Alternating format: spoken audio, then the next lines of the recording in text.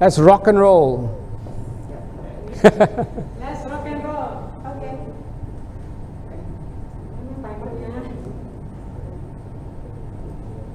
And then put my speech up.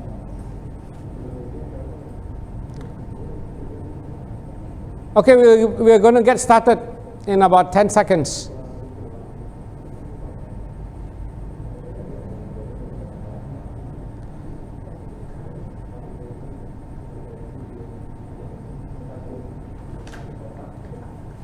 Okay? My speech.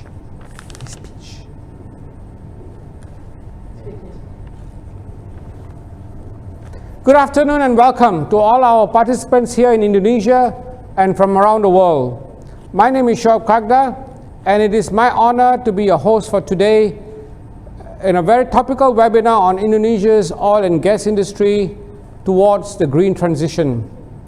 We are indeed honored to have such a distinguished slate of speakers today, representing the full spectrum of the Indonesian oil and gas industry. Today's webinar is organized by the Embassy of Italy in Indonesia in collaboration with E&I. As we are witnessing before our eyes, the greatest challenge facing humanity is extreme climate. Climate change will forever alter not just our physical world, but also the very course of human history. If we do not act now, our very future is at stake.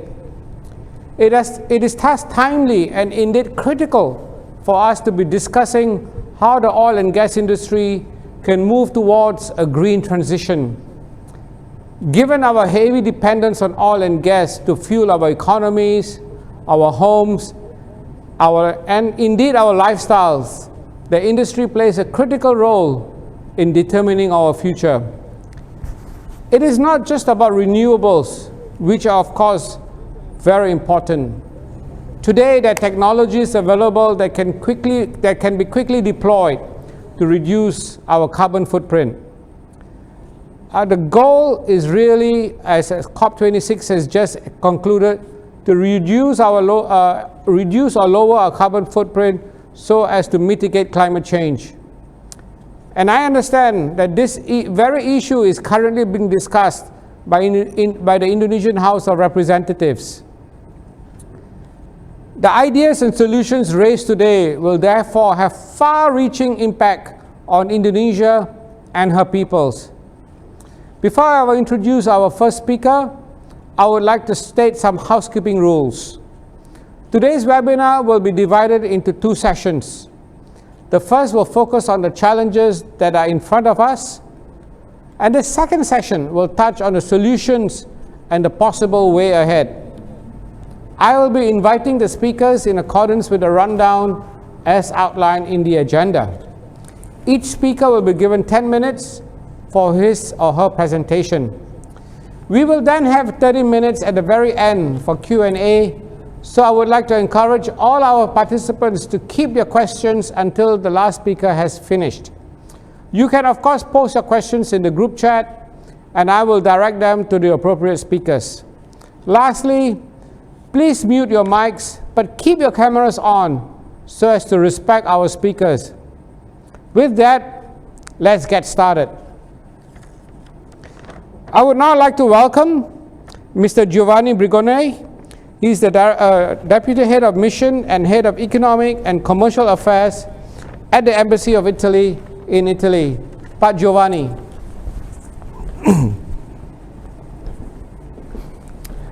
Thank you, Shoaib. Distinguished panelists, esteemed members of the audience, good afternoon. On behalf of the Embassy of Italy in Jakarta, I am pleased to welcome you to this webinar that we have decided to organize as a follow-up of the various actions undertaken this year by Italy, both in the context of its presidency of the G20, which has just been handed over to Indonesia, and as a partner of the UK in its chairmanship of the COP26. Climate change is increasingly perceived as a defining challenge of our times and has been at the core of the aforementioned international fora. Despite the achievement of some important results, both at the Rome G20 summit and at the COP26 in Glasgow, there is a general consensus that not enough is being done, and that states and economic operators need to step up their efforts if we really want to put a stop to global warming and save the future of our planet. In particular, the oil and gas industry worldwide is facing increasing demands to clarify the implications of energy transitions for their operations and business models, and to explain the contributions that they can make to reducing greenhouse gas emissions and to achieving the goals of the Paris Agreement. The increasing social and environmental pressures on many oil and gas companies raise complex questions about the role of these fuels in a changing energy economy and the position of these companies in the societies in which they operate. Against a backdrop of rising GHG emissions, the core questions are then relatively simple. Should today's oil and gas companies be viewed only as part of the problem, or could they also be crucial in solving it? And also, what policies should governments implement in order to guide their actions without creating dangerous imbalances and disruptions that might negatively impact the overall economy, with severe repercussions on energy prices, sectorial employment, and economic output? Given the high importance of the oil and gas sector in Indonesia's economy, through this webinar, we want to try and address these questions with reference to the local scenario. To this end, we have invited representatives of Indonesian institutions and industry operators, both local and foreign, to illustrate the challenges that lie ahead and the possible responses that public and private actors can offer in order to achieve positive change from within the industry itself. We must in fact keep in mind that in accordance with the National Grand Energy Strategy currently being devised by the government, whereas Indonesia aims to have 48% of its electricity generated from renewable sources by 2030, and the use of coal in the energy mix appears destined to be gradually phased out, the oil and gas sector will remain one of the key growth drivers for the country in years to come, and the local production is also expected to increase significantly, all while also setting out to achieve the national carbon dioxide emission reduction targets. I hope then that today's discussion will provide much needed food for thought and possibly an overview on some concrete solutions that could be adopted to make the Indonesian oil and gas sector cleaner, more efficient, and ultimately more sustainable, so that it can preserve its own future and help the government achieve its ambitious net zero emissions target. I thank you very much for your attention, and before I give the floor to the next panelists, I also want to take this opportunity to express my gratitude to ENI Indonesia and its Managing Director, Diego Portuguese, for the precious collaboration given to the organization of this webinar. Thank you very much.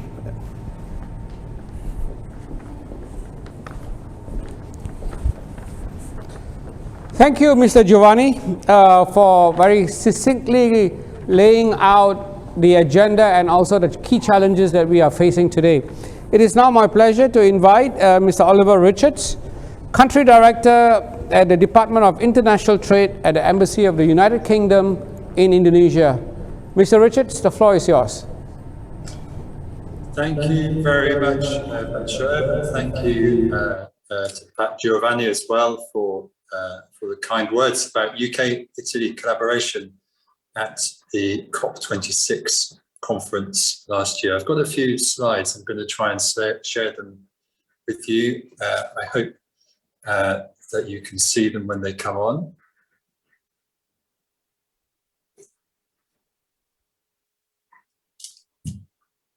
Let's try again.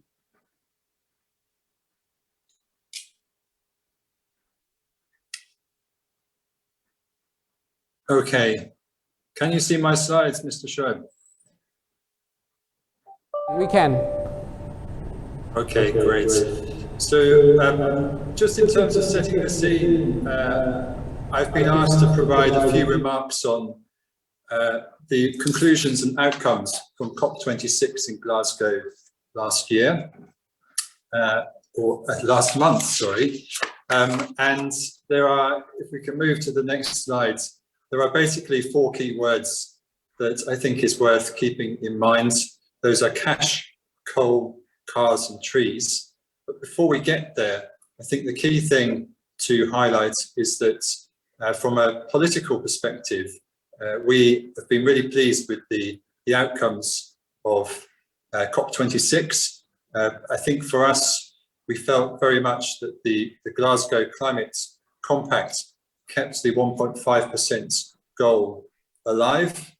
And I think if you look at the progress that the world has made over the last number of years, we're seeing really positive, if incremental, progress towards that goal. We have now 90% of the world covered by NDC targets and 150 new commitments made in Glasgow this year. So that's really a success and a real kind of welcome step for the world in general. I hope you can all see the slides now, by the way.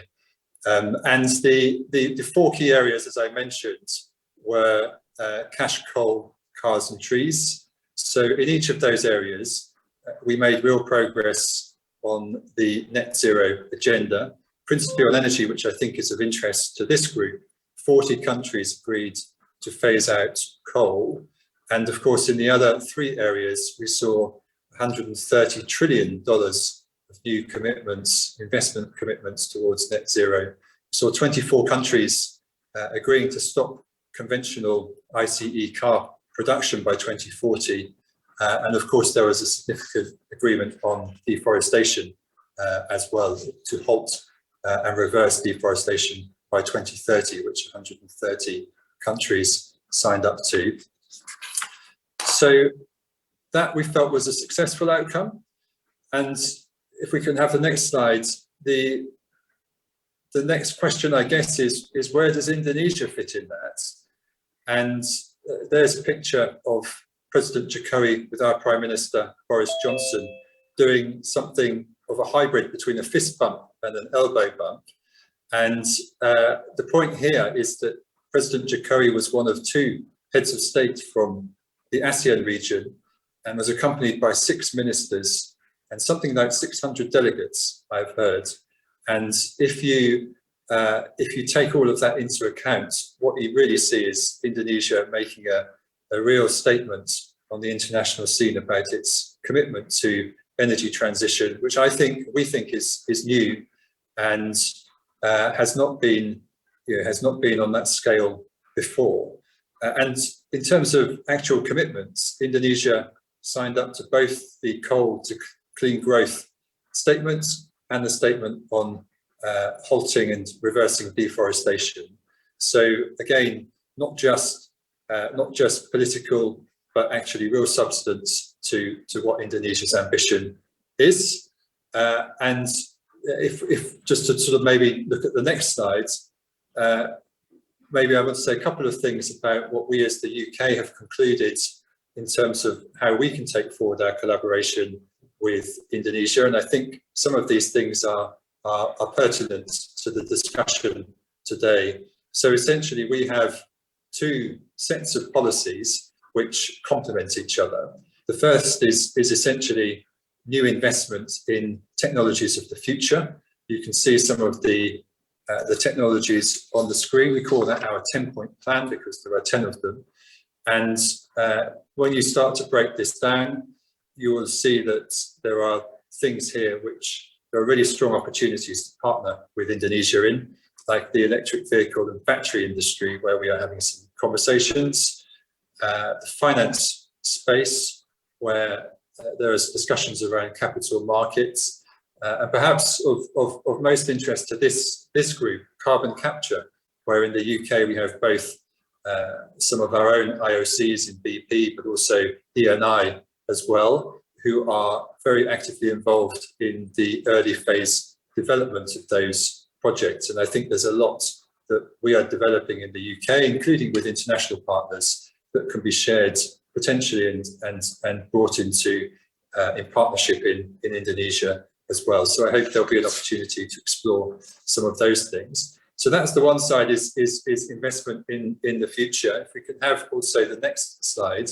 the second set of policies is around the existing oil and gas industry in the UK. As you will know very well, we have a mature oil and gas industry in the UK, and I think we are very much pioneers in establishing what we call the North Sea transition deal. So this is perhaps first of kind for an oil producing country like the UK, like Italy, and sets out essentially a plan for how to manage a mature sector which is in decline, but it does so in a way that finds a place for fossil fuels towards net zero in 2050, and also does so in a way which enables the existing infrastructure and skills that exist within the sector in the UK, which are deep and broad, to be redeployed towards the future. So it's all part of that energy transition.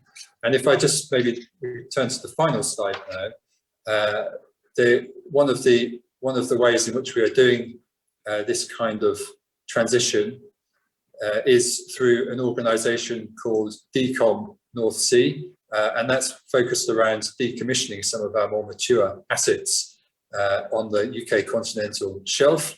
And if we could have the next slide.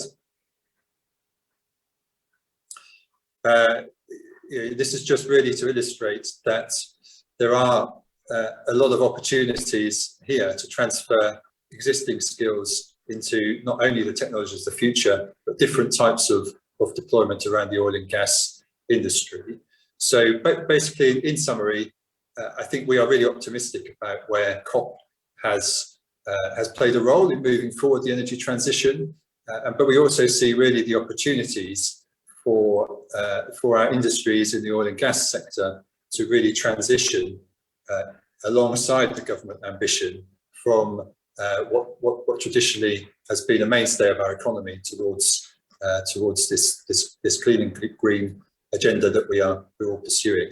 And I think within that, there's definitely a lot of things that we can share with Indonesia, and a lot of things that we can do in collaboration with partners, as is often the case in some of these larger projects, to help with the transition here as well. So thanks very much for having me along. It's been a pleasure, and I wish you a very fruitful webinar. Back to you, Mr. Shoaib.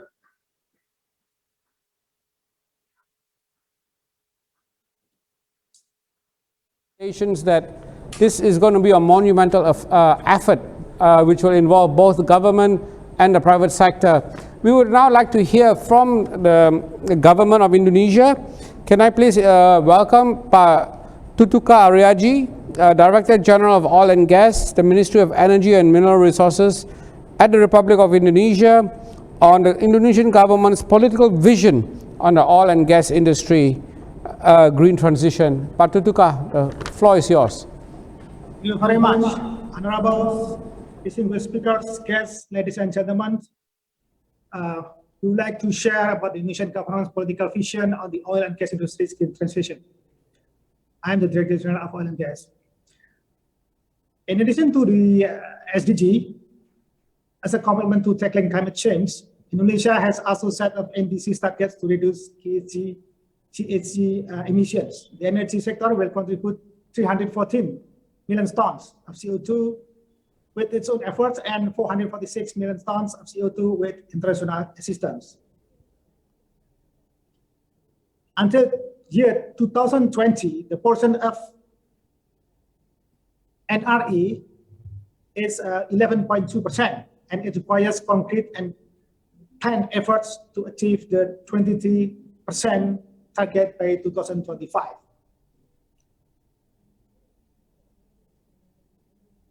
Energy transformation towards net zero emission, NZE, is shared committed to be achieved no later than 2060 or even sooner with support from other countries.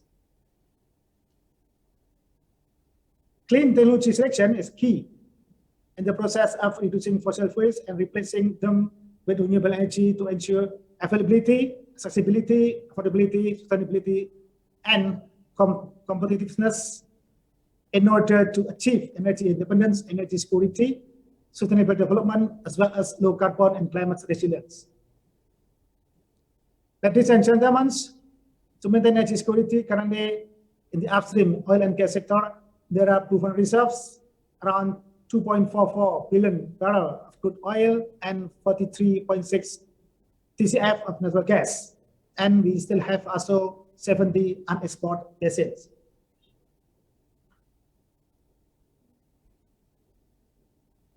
The national oil and gas protection, for circumstances as you see in this screen, the domestic production of oil could not yet meet the domestic demand. Hence, it will give an impact in the state's budget, energy security, and national economic growth. But the gas is better because we have surplus of production and bigger reserves since asset production in 1965. Currently, more than 60% of Indonesia gas production is used to meet domestic demand. What we see here is the total reserve of the gas spread around the country. For long term, in the net zero emission, gas will still have important roles in the energy transition process. In order to meet the Indonesia domestic demand, especially for industry as well as power plant, the government of Indonesia continues to enhance the infrastructure development and gas pipeline transmission and development, including Cirebon Semarang, tie-in West Natuna Transportation System, WNTS, Pemping, and Semangke Dume section. Besides developing LNG small scale and virtual pipeline is also important to secure energy supply in particular areas with geographical constraints, such as in scattered small islands, especially in eastern part of the country. Ladies and gentlemen, CCUS is one of the solution technology in the energy transformation to achieve net zero emission. Based on several studies, in depleted oil and gas reservoir, Indonesia has a significant storage potential of around 2 gigatons of CO2, which is spread in several areas, especially in Sumatra, Jawa, Kalimantan, and Papua. And the potential of the saline aquifer is about 9.68 gigatons of CO2 from the South Sumatra and West Java. The potential of the sort of current injected CCUS is about 43 million tons CO2. As already mentioned before, Indonesia has multiple industrial CO2 resources, not only from oil and gas. The integration of all sectors through CCS hub and clustering is needed to enhance the feasibility of CCS projects by using shared facilities and potentially reduce the cost. CCUS hub and clustering could also open for collaboration with all stakeholders through regional CO2 management, not only for EOR or EGR. The utilization of CO2 could also be used to produce methanol, and could be integrated for the production of blue ammonia or blue hydrogen plus CCS. Ladies and gentlemen, in addition to that, gas flaring reduction will also contribute in accelerating the emission reduction in energy transition. We already made a roadmap to achieve zero routine flaring 2030 with several strategies, including regulatory strengthening, routine flaring mapping, and also supervision, monitoring, and evaluation. To support the roadmap, we have enacted Ministerial Regulation number 17, year 2021, on implementation gas flaring management in oil and gas activities to provide more rigid flaring boundaries and classify flaring routines with the aim of obtaining comprehensive flaring routine data and mapping the potential for monetization flaring. In addition to, government of Indonesia will coordinate with all oil and gas stakeholders and facilitate technology owners and processing business license owners, as well as to be able to take advantage of flaring.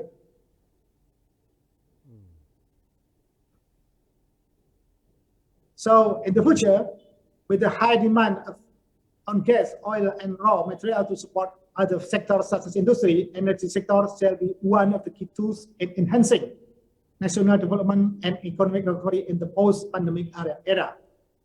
I'm confident that optimizing natural gas utilization, supporting CCUS implementation, and reducing gas flaring will help accelerating the transition to clean energy. I believe that international cooperation would contribute more in achieving the target of global greenhouse gases emission reduction. I hope that it would give you a comprehensive overview of Indonesia's effort in energy transition. I have the expectation through this event, we will have very good, detailed, and fruitful discussion on these very important topics. We are looking forward to gaining invaluable knowledge from all parties in accompanying the clean energy transition to realize a low carbon value. Thank you very much. Thank you, Pak Tutuka. I understand that you have a meeting with the minister very shortly. We'd like to thank you so much for your presentation. I think from your presentation, it's very clear that the commitment of the Indonesian government towards net zero and towards mitigating climate change is clear and I think obvious. The challenge, of course, will be to execute and implement these policies. And I think this is where the private sector and hopefully the discussion that we will have today will provide some value and new ideas for you. Pak Tutuka, thank you so much for your time, and it's been a pleasure having you here. I would now like to invite Ibu Emma Rahmawati, Director of Mitigation of Climate Change at the Ministry of Environment and Forestry of the Republic of Indonesia. Ibu Emma, welcome and thank you for joining us. The screen and the floor is yours. Ibu Emma, can you hear us? Thank you, good afternoon. Yes, can you hear me? Yes, Hello? yes. Yes, we can hear you now, Ibu. Go ahead. Yeah, my apology. I'm now in Labuan Bajo, so hopefully there's no problem with the connection. Good afternoon, distinguished speakers, ladies and gentlemen. First of all, please allow me to convey the request from the Director General that could not able to join this event, and I would like to represent her in conveying this presentation. Let me share the screen.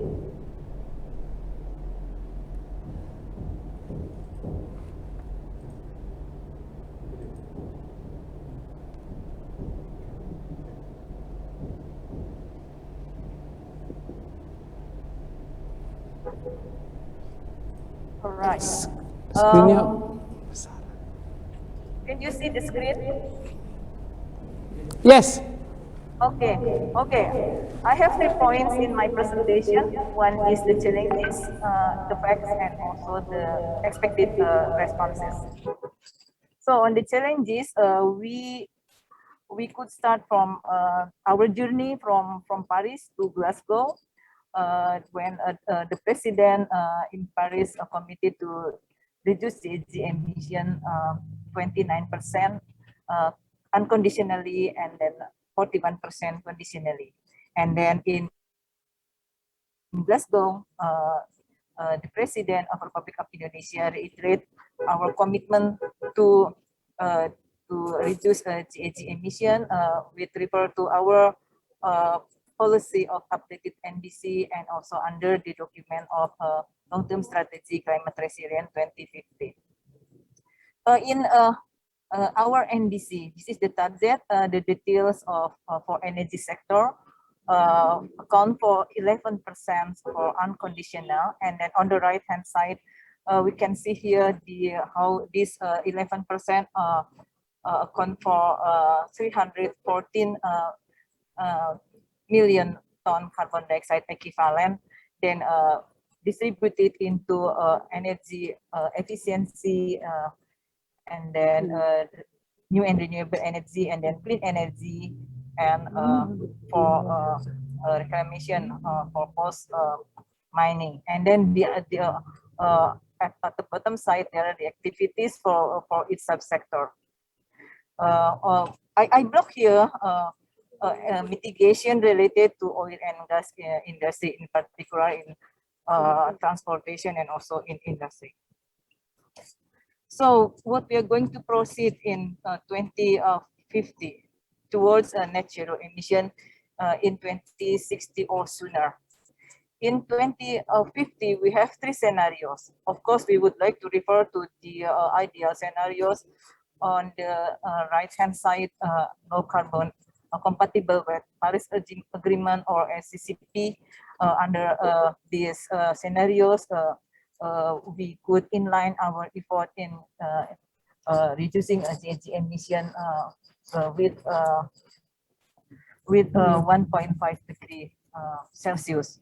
So with these scenarios, we have to have 1 gigaton carbon dioxide equivalent in 2030, and then will become 540 million ton carbon dioxide equivalent in 2050. The national peaking is in 2030, and then also there are requirement that follow must be a net sink started in 2030. This is the assumption we use in 2050 for energy sector.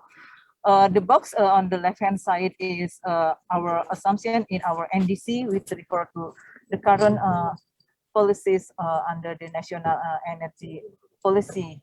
And then we have some assumption for 2060. My apologies, some in the boxes are in Bahasa Indonesia.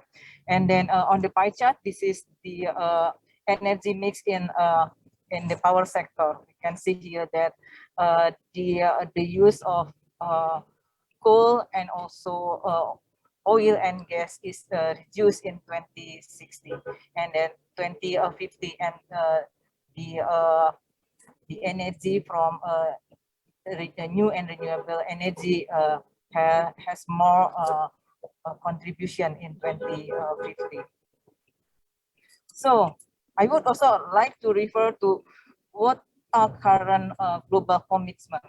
We could refer here in G7 Radio Declaration. It is clear that in para 39, where energy efficiency, renewable and other zero emission energy deployment, decarbonized power system, phase out new direct government support for international carbon intensive fossil fuels energy. This is related with the importance role of energy sector in having support to the achievement of net zero emission. And also in the 20 leaders declaration in para 26, 27, and 28. This is also refer to how we move towards clean energy, and then also phase out of fossil fuel subsidy, and then also how we could reduce the consumption of coal. And again, the last one in the last box is what we could committed in Glasgow. So this is the details of decision COP26. On the red sentences, I highlighted what are the most relevant para to energy sector. The most important thing is on para 20, where the parties agreed to accelerate the development, deployment, and the dissemination of technology and the adoption of policy toward a low emission energy system. So this is also in line with the Glasgow climate package, in particular in para 36, with similar content, and also in para 37 for non-carbon dioxide emission, including methane. This is very relevant with oil and gas industry. So as we also aware that Indonesia also part of the global methane pledge. This is just to summarize what are the specific issues on energy in Glasgow. some points have been included in our updated NDC and long-term strategy 2050, and then some action also have been included in the statement of the President of the Republic Indonesia in climate summit, leader summit on climate, and then in major economies forum, and then in World Leader Summit in Glasgow. So these three important events where the President always reiterate our commitment. And then on the facts, this is the fact that we have not yet included the fugitive emission for oil and gas in our baseline of NDC, and also not yet included mitigation action for this fugitive. Even though the Director General has presented some effort that have been conducted, but it has not yet calculated and included in our NDC. So it is our next plan to include this effort in our second NDC. For this graph, depicting the projection in energy supply, energy use, and GHG emission for these particular years. And then this picture also show you some information, my apology, on Bahasa Indonesia on the projection of emission, GHG emission from each different sources of GHG. And then also the comparison of the projection and intensity of the GHG emission scenarios. This is primary energy supply and energy consumption and GHG emission in 2019. This is referred to our national GHG inventory and then verified GHG emission reduction in 2019. So we can see here that the coal and also oil and gas still dominating as a source of energy, as an energy supply, and also in final energy, and in particular in energy mix in electricity generation.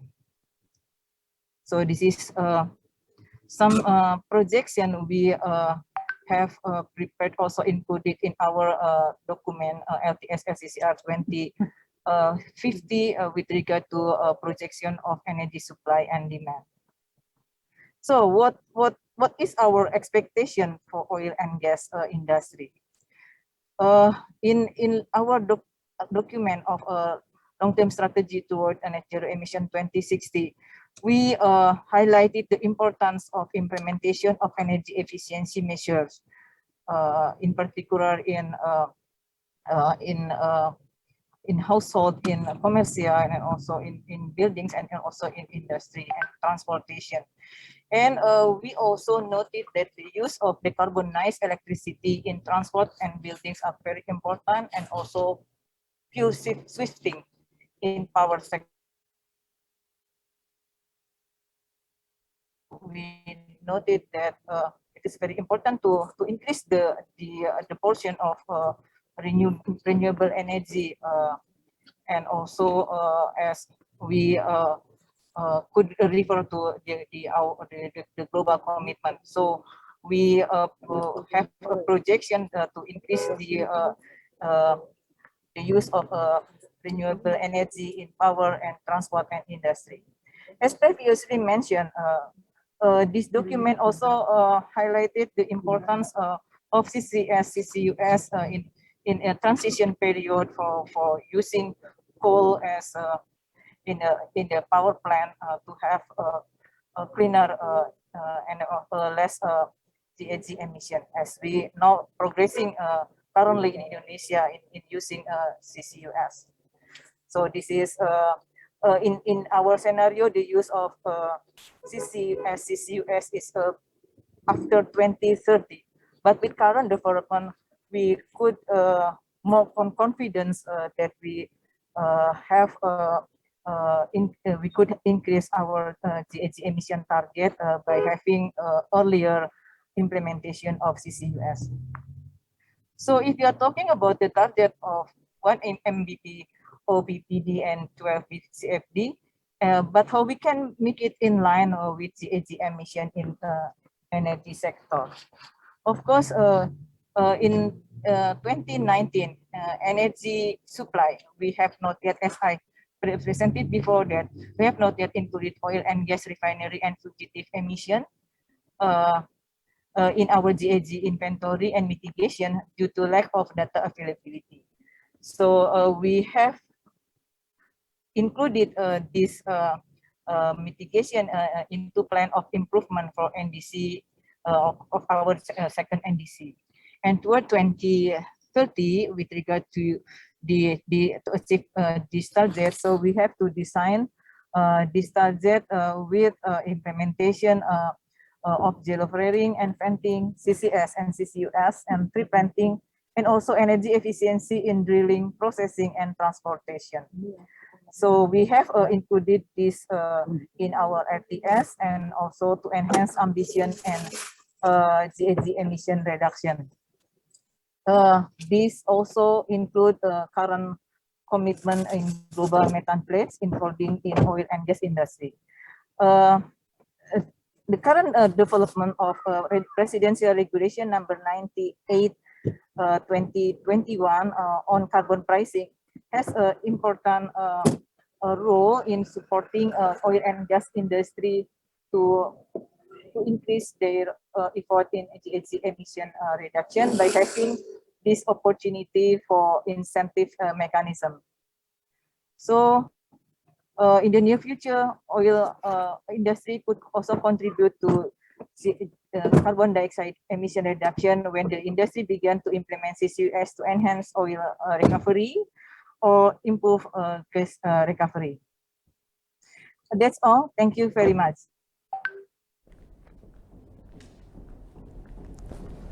Thank you, Ibu Emma. I think what you laid out was very critical, that time is of essence and we cannot lose time even though we are looking 20, 30 years ahead. We have to act now. Thank you very much, Ibu, for joining us today. Please stay on if you have some time. And now I would like to move on to our next speaker, Pak Fathar Yani Abdul Rahman. He's the Vice Chairman of SKK Migas.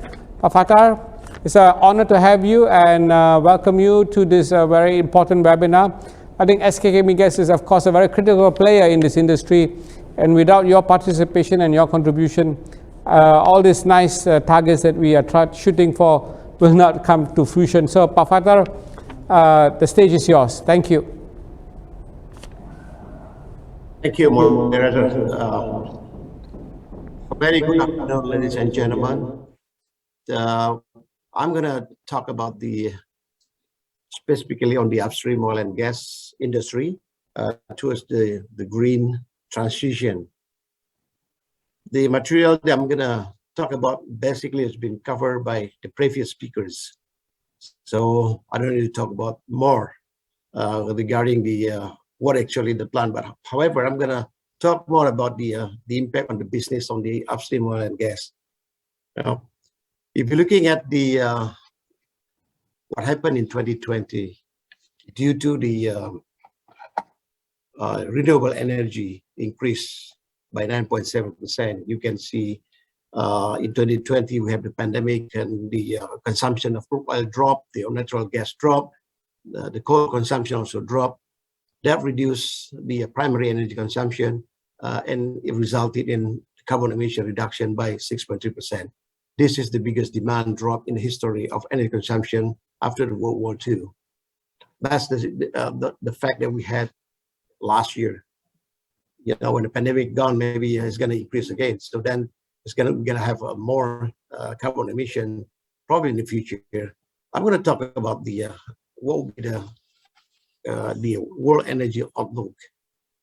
Looking at the demand for crude oil, will peak in only 2030. Afterward, it's going to be flattened and then probably going to be replaced with the renewable energy or non-fossil fuel.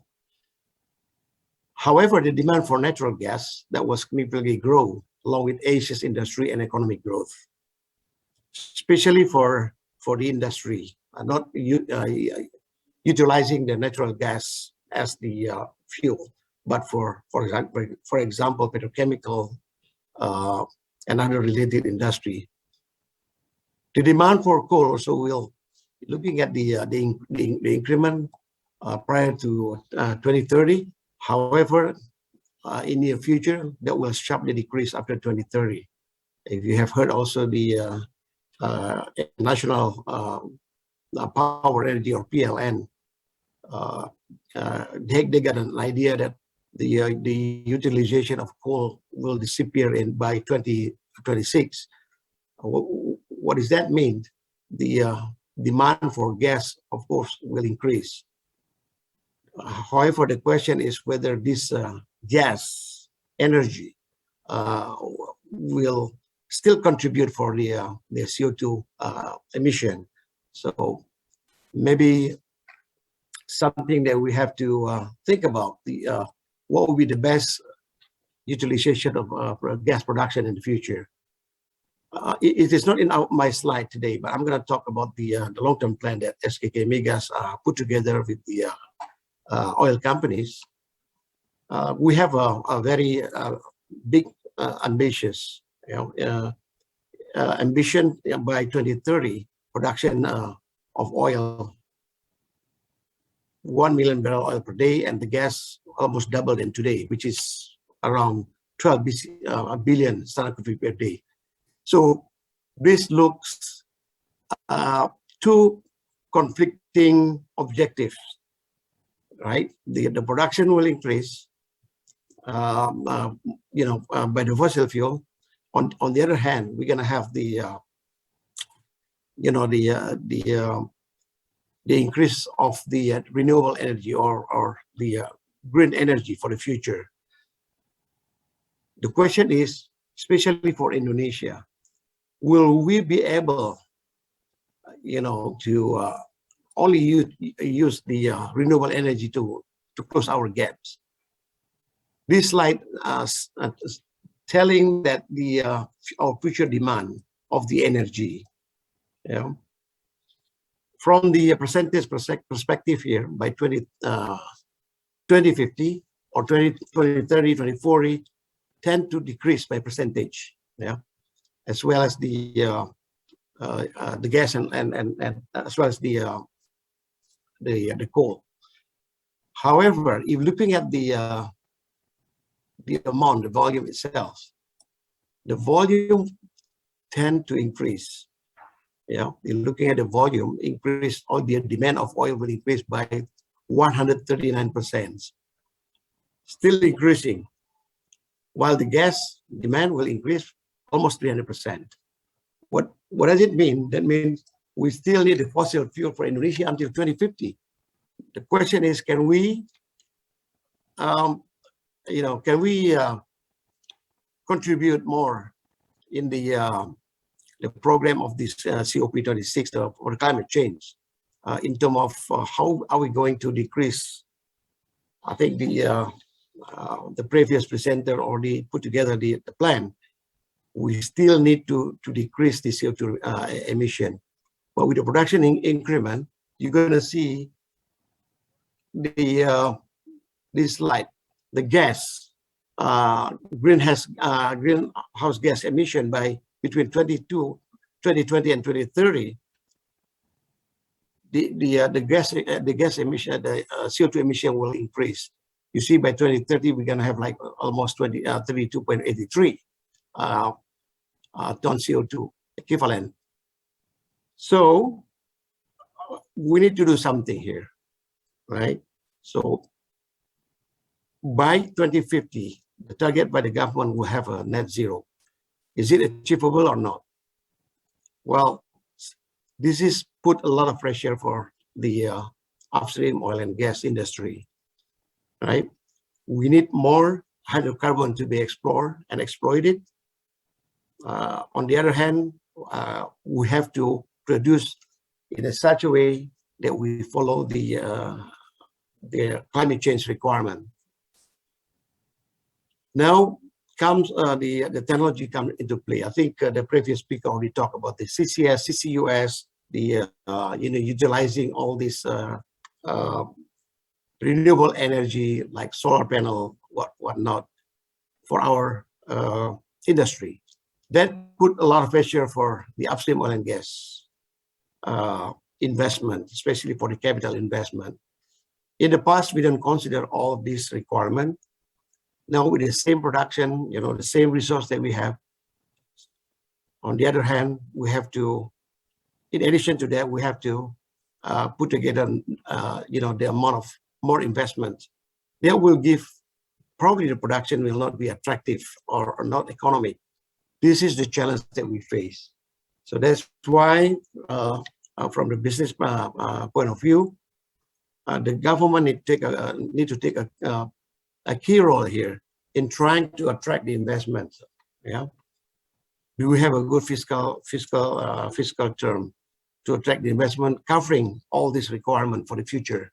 Otherwise, the production from the upstream will get stopped.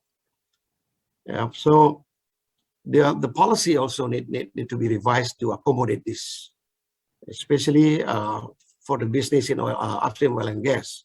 Not only these the fiscal term, but also we talk about the carbon tax, for example. Do we have a good policy for the carbon tax? What will be the incentive if we do something better, right?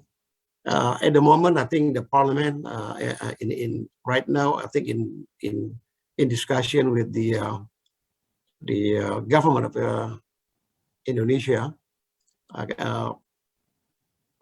including the Minister of Finance as well as the Minister of Environment and the Minister of Energy and Mineral Resources. So these three departments talking to Parliament, how are we going to capture for the future requirement to ensure that, especially for upstream oil and gas business, will not stop. All will get reduced. Otherwise, we cannot cope with the the requirement for the increasing of the energy.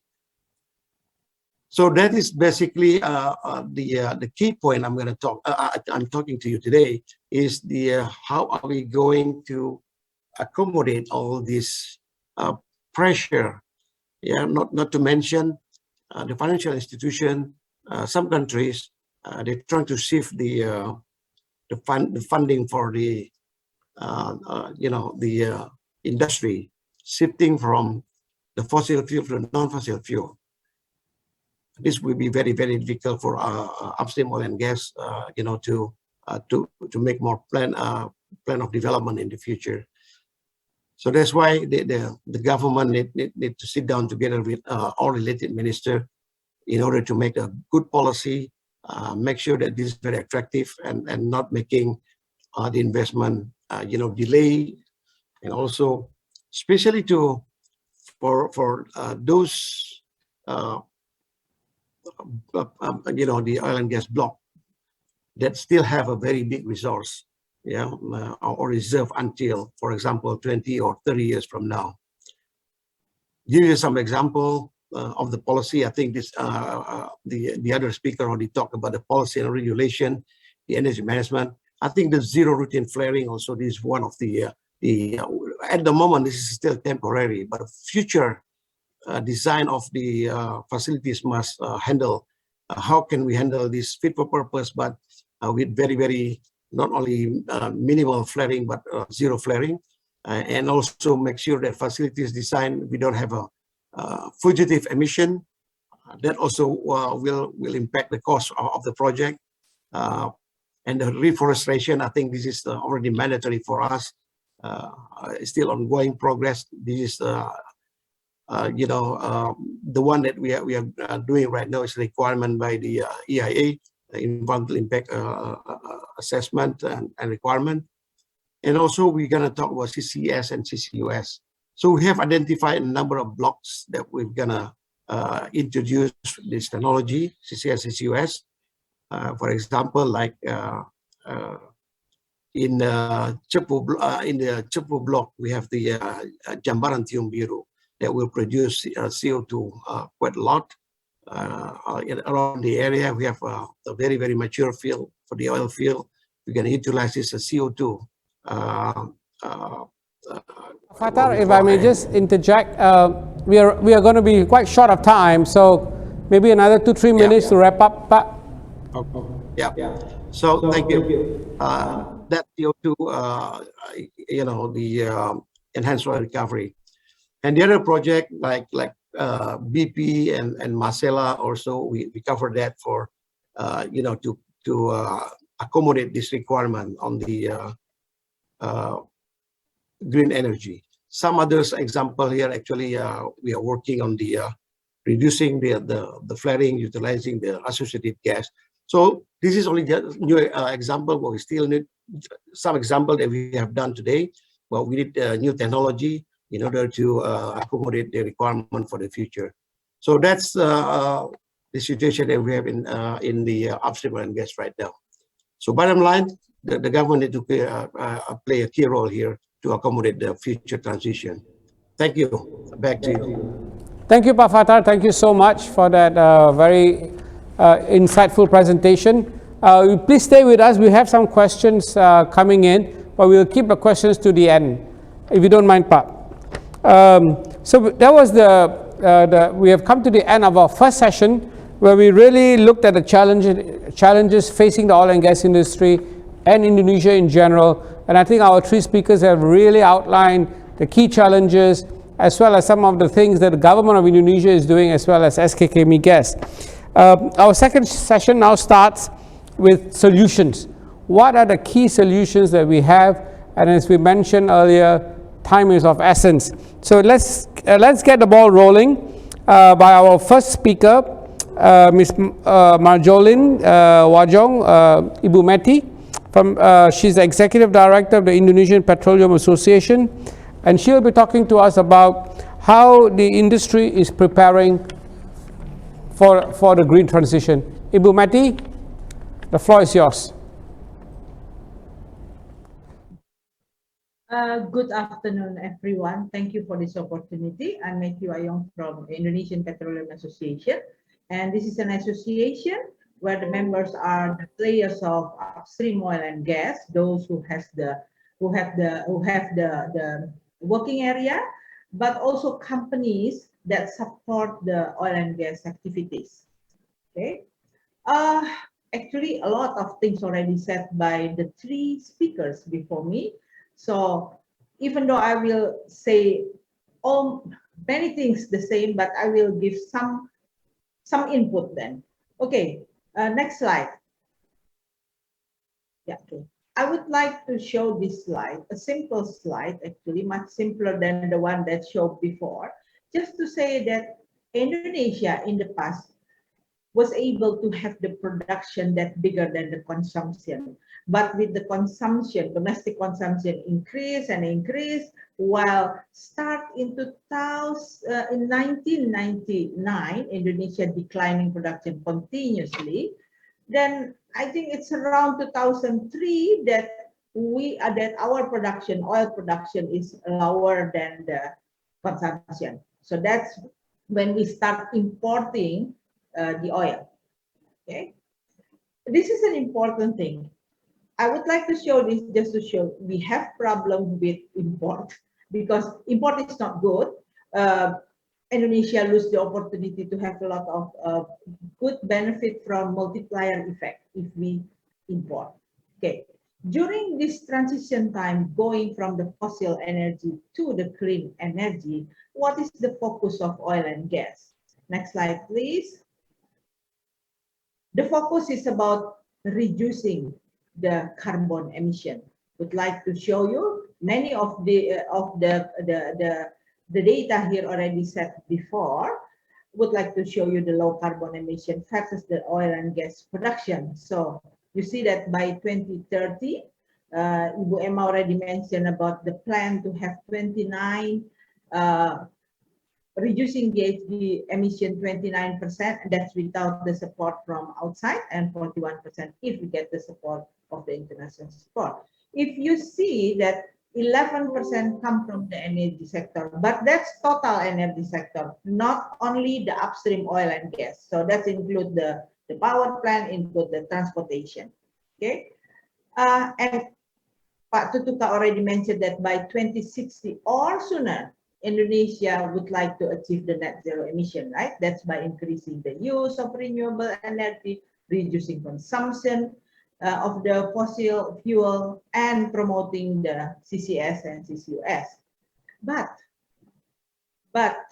by 2030, Indonesia would like to increase the production from the current level of 680, 700,000 per Fatar, right, to 1 million. And for gas from the 6 BCF per day will become 12. Why? Why do we increase this? This is a transition, but we increase. Yes, because the need of the country. Indonesia would like to have economic growth. It's around, it's still under discussion, but let's say maybe 5% is fair enough. Next slide, please.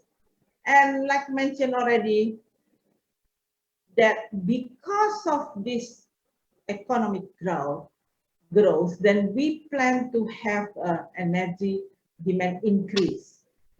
And with that, even though the percentage of oil and gas reduced from 69% in 2015, it become 44 in 2050. Yeah, but that's the percentage. How about the volume? The volume increase. What is our option? Oh yes, we already mentioned about the 3 things, right? More renewable, better efficiency, but with all of that, the gap is still big. So the option is only to import, which is not good for the country. Because of that, then the oil and gas is still important, need to increase even from the current level, need to increase. Okay, so what are we going to do with this climate change then? Okay, next slide. Next slide, please. Well, the upstream oil and gas industry, we are committed to work together with the government to meet the dual challenge. Wow, yes, now we have dual challenge. We talk a lot about this dual challenge started early this year, I think. Even only one challenge is already so difficult, but now we have dual challenge, right? To increase the production, the oil and gas production, but at the same time to lower the carbon emission. Okay. And to do this, right now, what we are thinking in the upstream oil and gas, that the CCS and CCUS is one of the strategic way to reduce the carbon emission. And we need to work together with the government here. Okay. One thing that we are now doing with the government, giving input to the government, is to rearrange the regulatory framework. We need to rearrange because the current policy that we have, the current regulation that we have, the PSC contract that we use now, it doesn't include the carbon emission reduction in a commercial way. Oh yeah, if we technically, yes, we do that always, but how to do that commercially? We need to rearrange the regulatory framework. There should be a flexibility of financing scheme, the incentive, the cost and revenue treatment. Yeah. So, by the way, the government is now working on that, and IPA giving input. But I just want to mention that this is not something easy to do. Okay. And how about for the current operation that we already have? The companies are start looking for opportunity to lower emissions more than before. I would like to mention that because I don't want people to think that before we didn't think about lowering the emission, the GHG. No, that's not true. We already think a long time about lowering the emission in the current operation. But now we have to do more than before. For instance, now we are thinking about reducing the fugitive emission. Make it zero, the routine flaring, yeah, and use equipment that use more efficiently the fuel usage. Well, later the other speaker can talk about this technology, but the issue to me, if I see this, both for the new development or for the existing fields, there are two. One is about the economic, and number two is about the regulatory framework. And combining these two, to the dates that we have our target, 2030 for the production and the 2060 for the net zero is not easy. One thing that we need to do is that we need to change radically how to incentivize the industry to do it in a way that economically still acceptable. This is not the time to make little changes, but it should be a drastic changes. That's my point. We try to make a lot of changes, but usually just small changes. No, this should be revolutionary, not just a little bit. For instance, for the existing area, a lot of the fields are old fields. So economically, if you burden them more with changing equipment, then the economic will drop. It's not economic anymore to keep the production, for instance. And Pak Fatar already mentioned about the carbon tax. Yes, the carbon tax implementation in this industry will be 2025, I think. So we have 3 years to think about how to design that carbon tax, what is the reasonable level that we need to make decisions such that above that, then the carbon tax will be applied. So I would like to say that in these 2-3 years, we have to do a lot of things with a different mindset and willing to change differently compared with before. Only with that, I believe that we can achieve the dual challenge. Thank you very much. That's from me.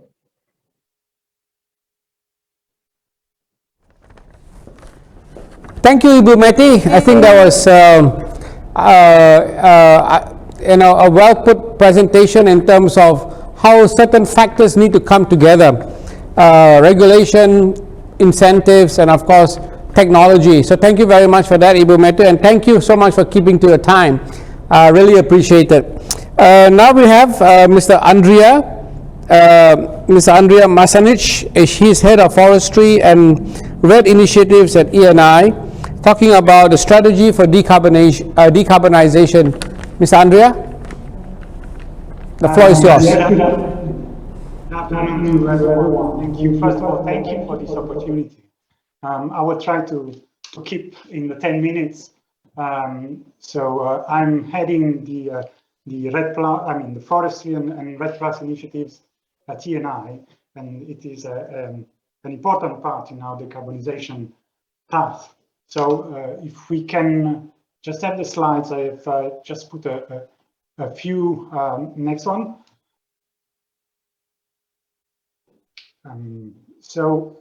As an energy company, if we can move to the next slide, please. We have been hearing in a previous presentation the importance of the energy transition, the importance of targeting also the development of the various actors around the world and the access to energy. So for us, it's a bit of a pride to say that in 2019, ENI as an energy company has included a lot of the sustainable development goals into its own mission, and particularly concerning the just transition, because we have to keep in mind that a just transition has to be fostered. So keeping in mind that climate change and global warming is an issue for the whole planet and for the whole communities, we have been evolving our structure. And if we can move to the next slides, we have defined a new set of targets and organization. Can I have the next slide, please? So as an energy company, we built on 3 important pillars for creating value for our stakeholders. And these are the decarbonization, the diversification, and a strong resilience and flexibility, because we see times are changing and are changing very quickly. So keeping in mind all those sustainable development goals and using the deployment of the innovation and the technology that we are and we have been developing, we have defined a set of challenging targets. Next slide, please. So we have been among the first energy companies worldwide to set very challenging targets, both absolute ones and relatives or intensity ones, to reach net zero in 2050. Our first strategy was announced last year, and it was improved and enhanced in 2021. So ENI is now targeting a net zero absolute emission for the full scope 1, 2, and 3 in 2050. But we're also targeting a reduction of this absolute emission of 25% by 2030, 65% by 2040. So we have a path, and we have to get there. Bearing in mind that we also have to keep an eye on the carbon intensity. So we have to see that we have a reduction on how we produce the amount of energy we're producing. So it's not just a matter of producing less.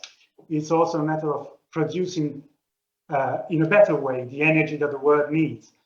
So we focus on all the three scopes, being the one that we emit directly, the one coming from the energy we purchase, and the one linked to the product we sell or we buy. So to do that, we have identified a set of various levels that they are listed on the right.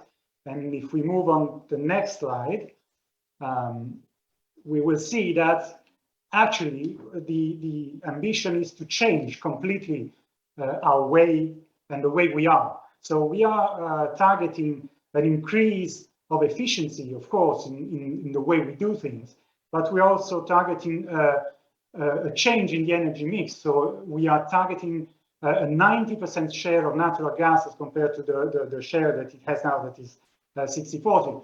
So we are planning to get almost 90% of gas, natural gas, in the long term. We are planning to increase our biorefineries, and we are planning to have an increase by 5 times what we have now. We are planning to enhance renewable energy production, and we are planning to install up to 60 gigawatts of capacity. But then, again, there's a lot of other things that can be done, and particularly that can be done immediately while waiting to deploy all the other technologies that are being developed or in which we are investing.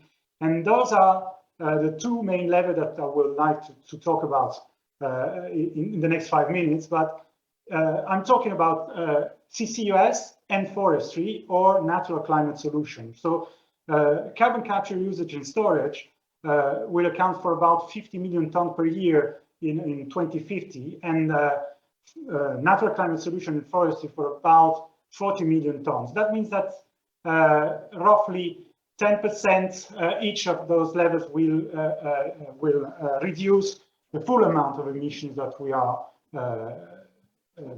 emitting as a baseline in 2018. So if I can have the next slide.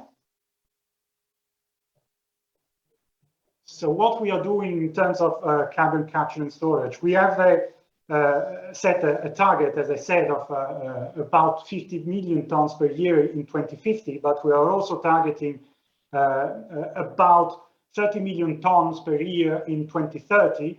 We are now developing, and those projects that are listed here at the various stage of deployment in UK, in Italy, in Libya. We are evaluating opportunities in Australia. We are also looking not only at the carbon capture and storage, but also the usage of carbon. So we have 2 projects that are being developed for the mineralization of CO2 using the technology, and I will have a slide dedicated to that, and biofixation of CO2 using algae and natural. So if we can move to the next slide, we are working on carbon capture and storage because it's a natural evolution for an energy company that has been active in the upstream sector for such a long time. So we are leveraging our technology and our knowledge of the subsoil or the underground, of the monitoring system, and all the technology that we have been developing for many other purposes in our job in the last, I would say, 60 years. So we have a good knowledge of how everything works. Carbon capture and storage has been used for a long time now, so it's not a new technology. It just has to be scaled up, and that's what we are planning to do. So we are planning to do that for the carbon capture and storage, but also for the carbon capture and usage. So in the next slide,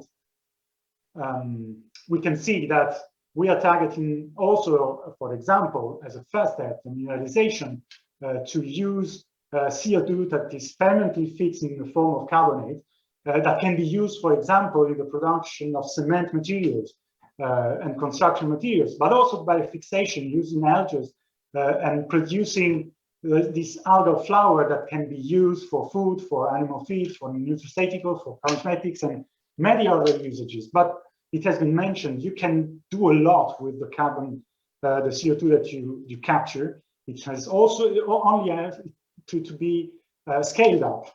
And that's what we are doing in trying to promote the utilization on top of the storage. But there's another set of levers that are very important to us. And those are, next slide, please.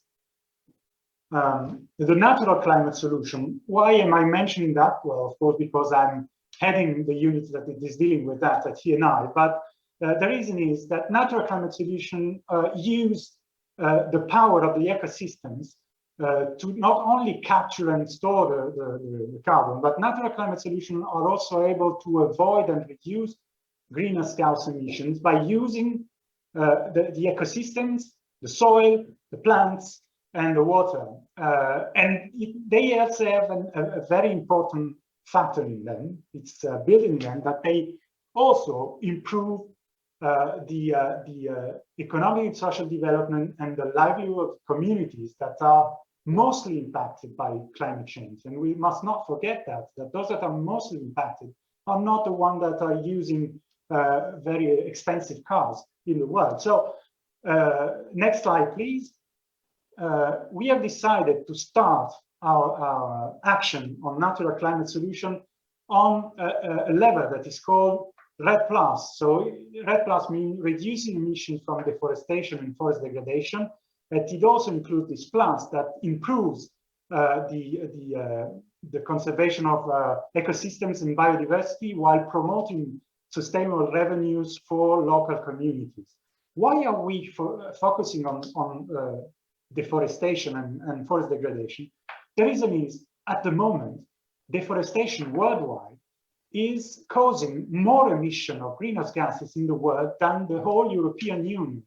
So we are talking about 5 to 8 gigatons of CO2 equivalent per year that are released in the atmosphere when a forest is destroyed. Because when you destroy a forest, you release in the atmosphere the carbon that has been stopped, not only in the plants, but also at the soil level. And the soil degradation will emit greenhouse gases that will impact climate change. So we have decided to focus on those actions that have been defined within the United Nations Framing Convention on Climate Change. Next slide, please. So we have decided to be involved in those projects by being part of them, not just purchasing carbon credits, but we are trying to be part of it in the designing phase of those projects that protects ecosystems and forests. We want to be part of the control and management, but being part of the governance, so that we can help in bringing our knowledge of long-lasting projects, because those projects have to last 30, 40, 50 years. And we are planning to purchase the carbon credits that are produced by those projects, so that we provide financial stability to the projects for the full lifetime. And we monitor the fact that the benefits coming from those revenue are channeled to the communities that are impacted or living of the forest or out of the forest or because of the forest. As an example, next slide, please. We have been partner of a very important project in Zambia since 2019. We have become a partner to the project, and we are part of the governance.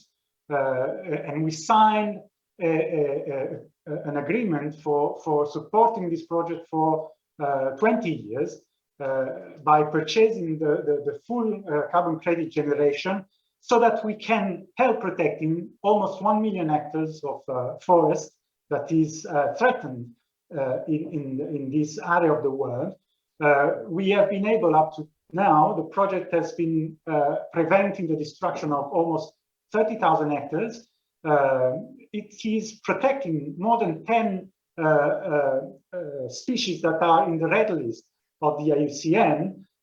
And we have developed projects for local communities. I mean by that, promoting agriculture that is not in conflict with forest protection, and that provides the communities not only for their subsistence, but also an additional revenue, because it's more efficient than what was done previously, and it gives the local communities the incentive to be part of the protection of the areas that they own. And this is a very important way to act immediately while working on the technological levels that we are also implementing. So natural climate solution, REDD+, and forest protection is something that will give us and the world something that can be applicable today, while waiting for all the other levels to be implemented and developed. So thank you very much. I hope I respected the timing. Thank you, Mr. Andreas. I think we can all take heart in terms of what ENI is doing, not just in terms of new technology developments for the oil and gas industry, but really protecting natural heritage. And in Indonesia's case, Indonesia is rich in natural heritage. It has one of the largest depositories of rainforests in the world. And I think maintaining our natural heritage will be critical in terms of mitigating climate change. Thank you very much. Now we'll move on to the next speaker, Mr. Dan Sparks. He's a Vice President Subsurface for Asia Pacific and India for BP PLC. And he's going to talk about from IOC to IEC, the role of greening companies in the energy transition. Mr. Sparks. Thank you. Well, similar to the presentation from ENI there, BP is going through a transition where we call it IOC to IEC, so International Oil Company to International Energy Company. But more importantly, we consider ourselves to be a greening company. And, listening to all the presentations so far, I think this is an audience that understands the complexity of the energy transition, and that simple magic bullet type solutions are more of a distraction than helpful. It takes extensive work on many fronts. And so, rather than talk about the details of that, as many of the other presentations have, I'll just share with you some of the advocacy that we're doing around greening companies. Around for the public and for investors to maybe think more broadly about who's got a role and what role that is in the energy transition. I hope this is something that's useful for both other companies and in particular for governments and Indonesia.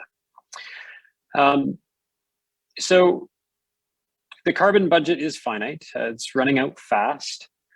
To limit our warming to 1.5 degrees C as specified in Paris, we need to cut emissions in the world by nearly 8% every year from 2020 to 2030. You know, when we locked down in 2020 for COVID, emissions dropped 7%. So to meet that Paris target, we'd need to do more than 2020 every year this decade. As you can imagine, that's just an enormous task, and one that is actually already off track. So 70% of global emissions come from industry, transport, and energy. And these sectors simply need to transform if we're to meet the Paris goals.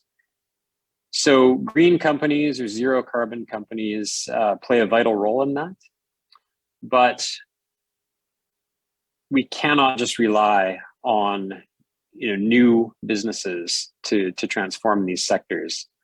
There's not enough time. We'll require greening companies too, companies that are not low carbon today, but have the ambition to get to lower carbon and a plan for how to do it. So we'll take companies with scale and know-how and the capabilities to make the system greener rapidly. We can't wait just for new companies to be born and mature to the size required to have the impact and scale and pace that we need. So to illustrate this, I'll just take a look at electric vehicles. Electric vehicles are often the subject of much discussion around the energy transition. So let's look at Tesla. What Tesla is doing is incredible. It's an amazing company. It's worth more than all the other publicly traded automakers put together right now. Tesla sold nearly 500,000 EVs last year. But the thing is, that's less than 1% of the 73 million cars sold every year. So Toyota, Volkswagen, and Renault Nissan sell close to 30 million vehicles each year. So if we're going to transition, we need Tesla, but we need much more than Tesla. We need those existing companies to transition. They've got the installed infrastructure, the market knowledge, the capability, and thankfully that's what's happening. So I think I would take that example of electric vehicles and extend it to energy, extend it to steel and cement, to construction and transport and agriculture. So companies, like countries, all have different starting points, and they can't move all at the same speed, but they all can make contributions to global net zero. And I think this is really important. So we need to be inclusive. We need to make room for greening companies in the conversation. We can't simply exclude any company which is not already a fully green company or country. That's the lesson of the Paris Agreement, really. The need to be inclusive, to back all companies that genuinely want to change and help them do so. Many people were skeptical about an approach that accepted all countries, actually, regardless of their starting point or ambition. But today, under Paris, major emitters, Japan, China, the US, are ratcheting up their commitments to net zero, as are many others. So we should use policies like carbon pricing to reward and encourage greening companies and not shut them out. The pursuit of perfect can shut out good and better, and we need to be very careful about that in picking either or solutions. So investors should consider both the positive climate impact and sustainable long-term value that greening companies can offer. Because for a greening company, exposure to carbon risk comes with exposure to low carbon opportunity. There's a competitive value proposition in greening. We're recognizing that more and more. Support should not be unconditional, though. In return for investment, greening companies need to set an ambition for net zero, describe a timeline with interim aims and targets that set a realistic path to get there, disclose a credible business plan that can achieve their targets and aims while remaining a successful business, and contribute where they can to a just transition using their links into communities as employers, suppliers, and retailers. Greening companies need to be transparent to demonstrate they're delivering. They need to set goals aims and targets, monitor, manage, and disclose progress against those goals. And those targets should set out an escalating path of increasing ambition over time. Because ultimately the world needs as many greening companies as possible. Only then can the world transform at the scale and pace it needs to achieve Paris goals. So if I have time, I'll just speak to one example here in Indonesia that I think embodies what I'm talking about here in greening industry. And it's a tremendous partnership between the government of Indonesia and BP and our partners. If I look at Tangguh, Tangguh is a source of LNG, which is displacing coal effectively as a source of electricity. Ultimately, is where most of it goes. It's a high emitter. It's a high emitter because we vent a lot of CO2, which is produced with the gas. So what we've come up with is a carbon capture scheme to dispose of that CO2. But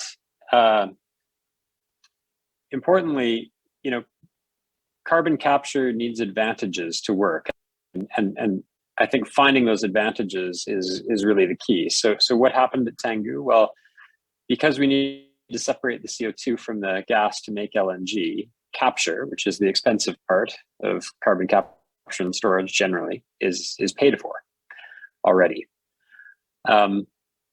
What we found is that we can increase our gas production actually if we inject the CO2, and that can pay for the project, and of course will dispose of many more emissions than it creates.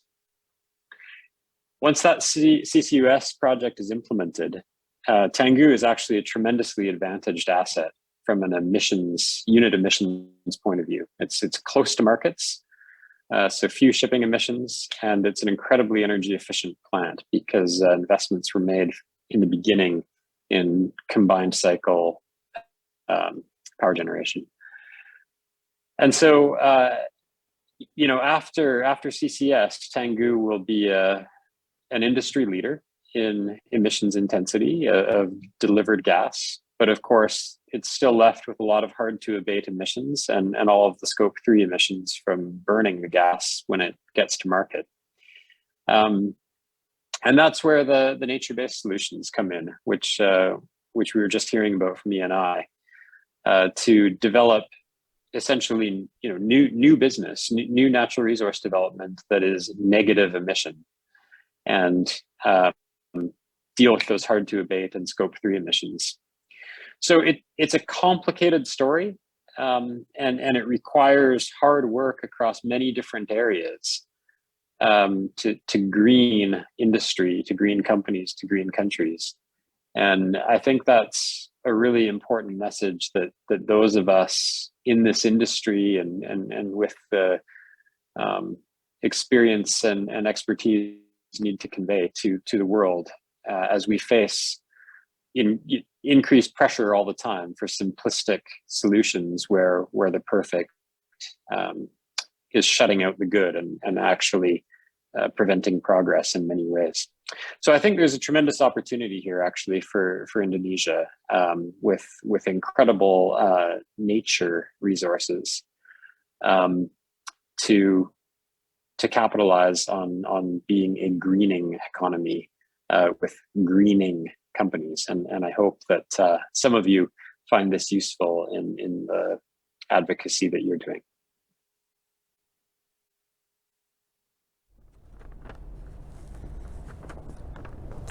Thank you, Mrs. Sparks. That was very interesting. I think I like the idea of, how you're transitioning from an oil company to an energy company. I think that really speaks volumes of the transition that's underway across the world. We'll now like to move to Mr. Roberto Larato. He's the Director and Chief Executive Officer at Medco Energy. Mr. Larato will be talking on Medco's climate change strategy and Indonesian operators' perspective. That would be very interesting to hear. Mr. Larato. Thank you, Mr. Shop, and good afternoon to everyone, and thank you for having me here today. Maybe we can upload the first of my two slides. The next one, please. Actually, we go straight to page 4. Next. Next. I leave it there and don't tend to present like that, in case people want to understand a bit more about our company. Medco Energy, of course, is an Indonesian-focused company. It's a company that started as a drilling company, then expanded into oil and gas, and over the past few years has grown from being an Indonesian company to a Southeast Asia player, but not just a player in the oil and gas, increasingly a player in the energy business. We moved aggressively into power generation, first gas, but then geothermal, more recently solar and hydro. I don't think, if I think of what all the panelists have been telling us today, it's difficult to find something new, something different to say, really. I like, therefore, trying to go back to the original question that Mr. Giovanni Brignone put to us.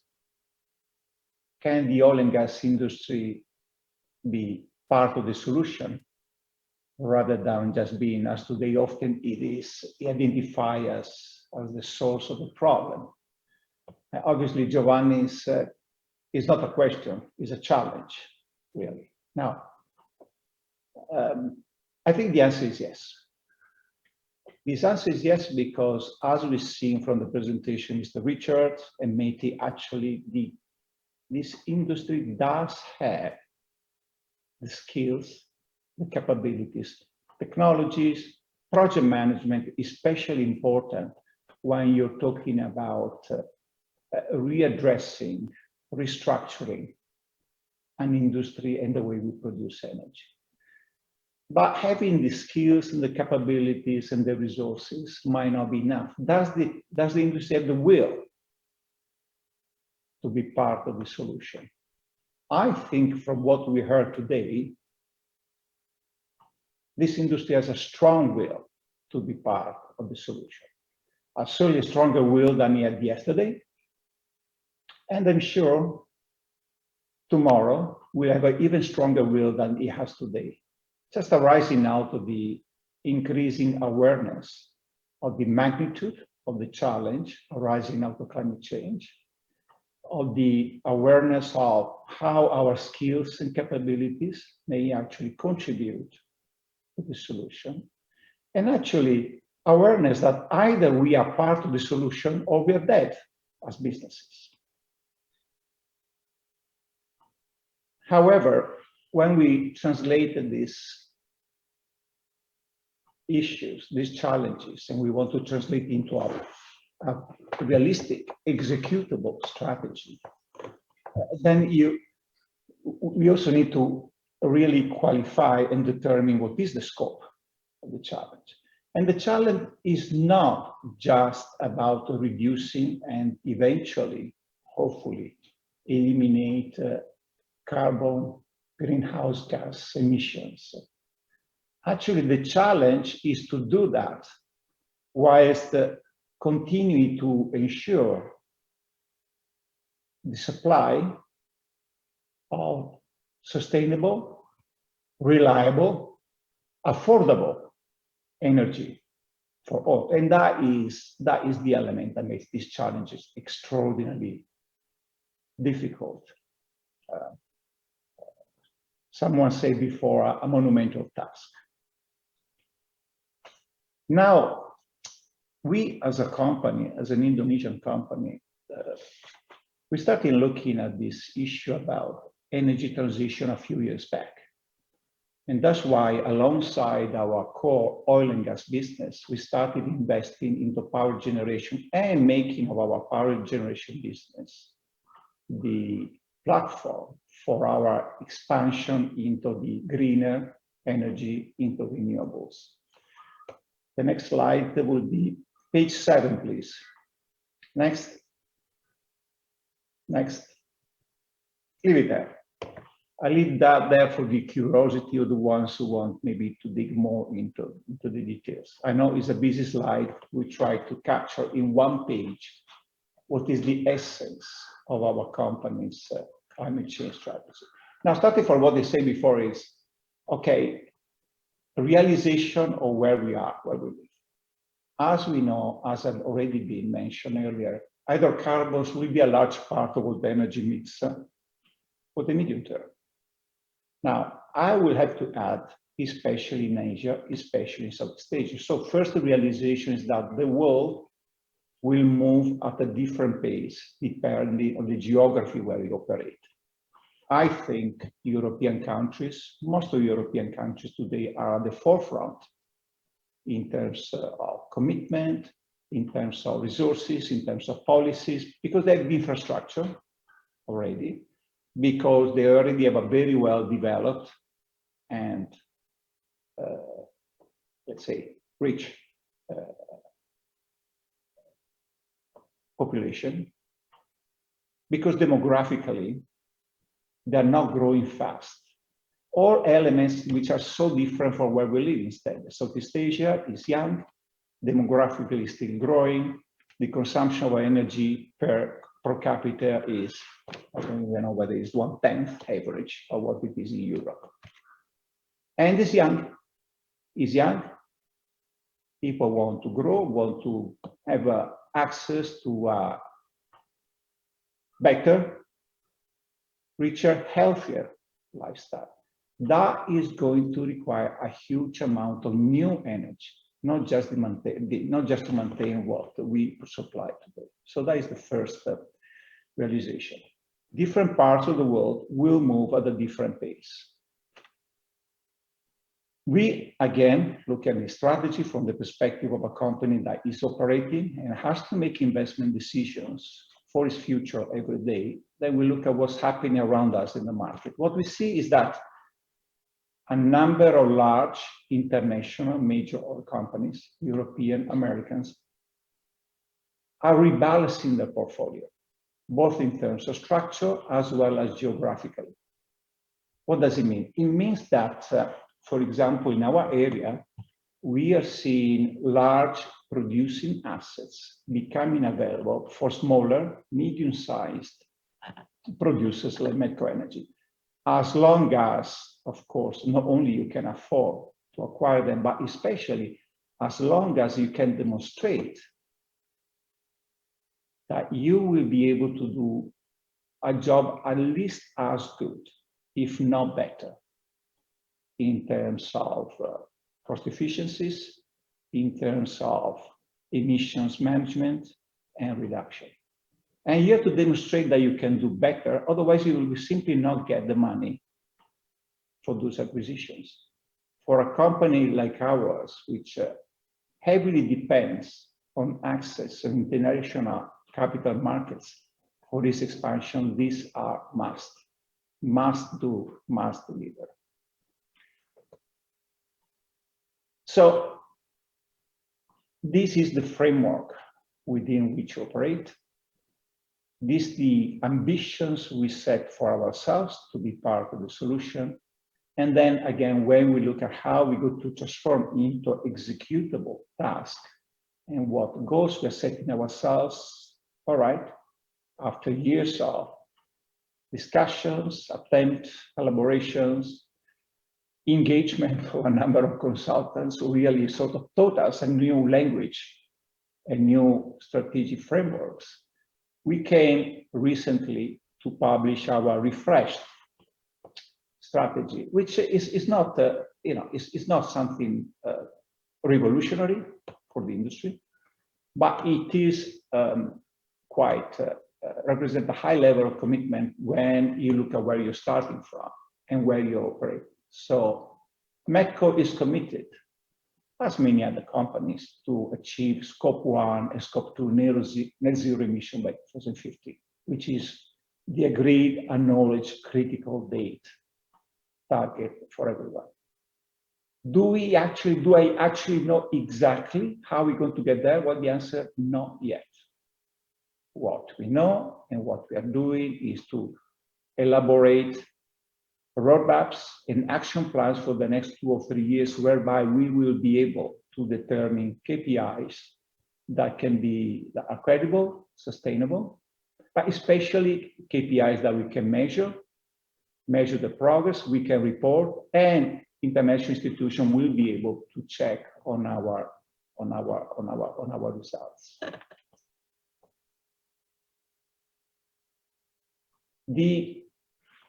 Because of the peculiarity of our company, we have therefore decided to articulate our strategy around three areas. The area number one, of course, reduce emissions intensity. With all of those, some technologies have already been mentioned, but of course, we're talking about energy efficiency opportunities. A lot of efforts are being made we are already zero flaring for a number of years, but obviously there is always more you can do in terms of working on, for example, methane emissions management. As you all know, methane is one of the most dangerous greenhouse gas emissions that we have to deal with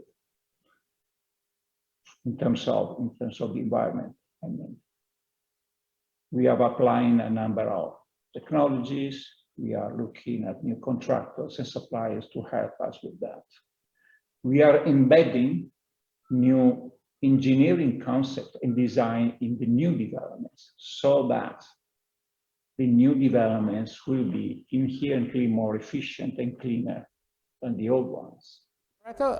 Forgive me for interrupting. I think you exceeded 10 minutes, but if you could wrap up in the next 2 or 3 minutes, that'd be great. Thank you. Okay, well then actually, let's do in 1 minute. You're right, I didn't pay attention to my time. So climate change strategy for us is essentially reducing emissions intensity, transition to lower carbon energy through investments in renewables, geothermals and the like. Of course, manage physical climate risks. The enablers, however, are equally important, and those are, as already mentioned earlier, governance.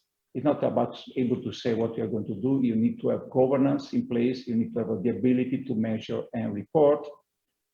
Transparency and compliance, as already underlined by some of my colleagues.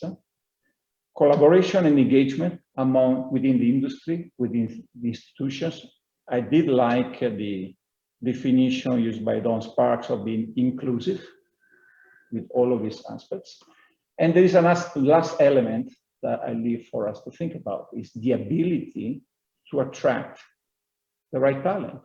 One of the biggest challenges we have as an industry is to be attractive to the young and talented generation to help us achieving our objective to transform into a cleaner energy producer. Thank you.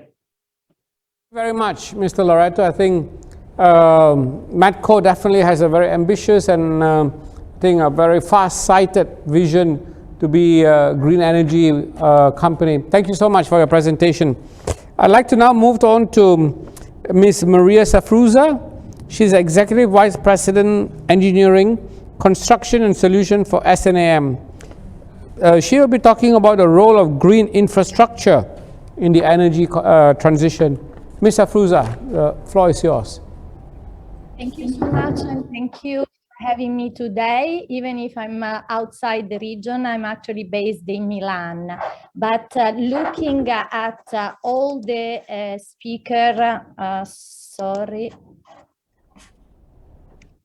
Looking at all the speakers' input, I'm gonna talk about the opportunity while I'm trying to share again the presentation, the opportunity to support energy transition and actually to speed up as an infrastructure operator. Quick input on SNAM. SNAM is an Italian company, actually one of the major, unfortunately, it doesn't work.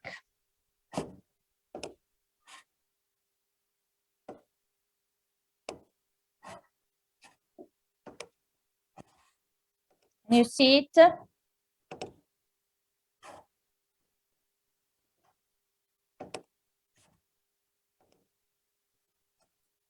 Sorry, can you see it? Yeah. Okay. Otherwise, it's gonna not work. So NAM is one major transmission system operator. We actually were born 8 years ago from ENI. Actually, I thank also ENI for inviting us to this event. And we, in the last 80 years, have built on, and today we operate about 33,000 kilometers of pipeline network, while operating as well 17 billion cubic meter of gas storage capacity and few regasification terminal out of the Italian coast. Over the 80 years, we have also helped other TSO in Europe to build their own pipeline, as much as we invested in many of those, in particular in UK, France, Belgium, Austria, Greece, Albania, and today even outside Europe and mainly in Middle East and North Africa. While in the last, I would say 2-3 years, we have stepped up to invest in energy transition, to position the company to speed up energy transition and to get to our net zero target that is due by 2040, a bit earlier than many of the other companies. And the focus on energy transition is mainly in energy efficiency, biomethane, and hydrogen. And the reason is very simple. If you look, and you heard already many speakers sharing the consensus coming from COP26, for sure green gases will play a big role. 1/3 of the energy mix will come from green gases, and hydrogen for sure will be one of the biggest player. In particular, because technology is moving forward and the cost of production, transportation, and utilization is fastly decreasing. And the policies are becoming more favorable, or at least there is a major focus in speeding up the policies to support the hydrogen production and utilization, at least in Europe. Because as we know, every region will have its own pace, but for sure we will share a lot of best practice. And because of this, we can say that today we have $130 trillion already committed by financial institutions for net zero. And that's why we think it's a must for us to be focused and to transform ourselves, as many of the speakers already shared. We also believe that because of the environment, infrastructure are going to play a big role. And when we talk infrastructure, I don't want to be focused specifically on the pipeline itself, but I want to talk about both the pipeline and the storage capabilities. If you look at the traditional energy world, has seen transportation and infrastructure in silos, right? Every energy sector was operating in a silo, vertically, one direction, from the production to the consumer. If we look at what we are expecting from the new energy ecosystem, where you mix the molecules and the electrons, you need a different setup of the infrastructure, where you balance grid and pipe, and to balance, you use storage capacity in a different way. And if we talk hydrogen, for sure hydrogen, we say, will play a big role. And if we look at the production of hydrogen, obviously the decision and the technology decision will be driven by the economics, as traditionally in the energy sector. And the best economics are relevant to hydrogen produced centrally, not in a decentralized form. Because if you produce it's easier to produce a small quantity closer where you need to use it, but it's more expensive in particular because you need to develop a further storage capacity, and storage is more expensive than transportation. The same is much easier to produce hydrogen from the grid, but at the same time, transportation through the grid is more expensive than transportation through the pipe. And that's where is commonly assessed that large scale hydrogen production is convenient from an economic standpoint. And so the usage of the pipe to transport where the hydrogen is used is going to be critical. At the same time, if we say that electricity is going to be 50% of the energy mix, we all know that the electricity will be needs flexibility. In particular, electricity demand is seasonal, and so we need to balance the seasonality. And at the same time, electricity produced by renewables will require for sure flexibility. And again, storage becomes an important value of the equation. And if we look at the economics, again, to store the electron is going to be much more expensive than storing the molecules, including much, for sure, is less expensive to store biomethane if we talk about green gases, but at the same time, hydrogen, both in tank or in cavern, is going to be more affordable than the electron. If we put together all these assumptions, this is the logic behind the last commitment made by SNAM to the investor of 23 billion investment. And I would say mainly in energy transition. For sure, we will invest about 20 billion in our hardcore, which is the network and the storage. But as you can see, we will invest to make them capable to handle not only methane, but biomethane and H2 in particular. And then we will invest about 3 billion to support Europe to create the ecosystem. And not only Europe, I would say, because again, energy transition is gonna be a game that we need to play in team as an ecosystem and not in a silo.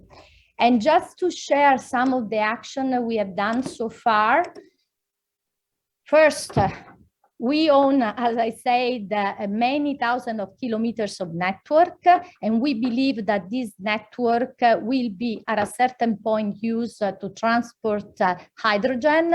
That's why we have started to test the ability to transport, and we have confirmed through the ASME specification, which are the only one available globally, talking about hydrogen, that let's say all the network is capable to handle hydrogen, and 70% of it without a major modification of the maximum operating pressure.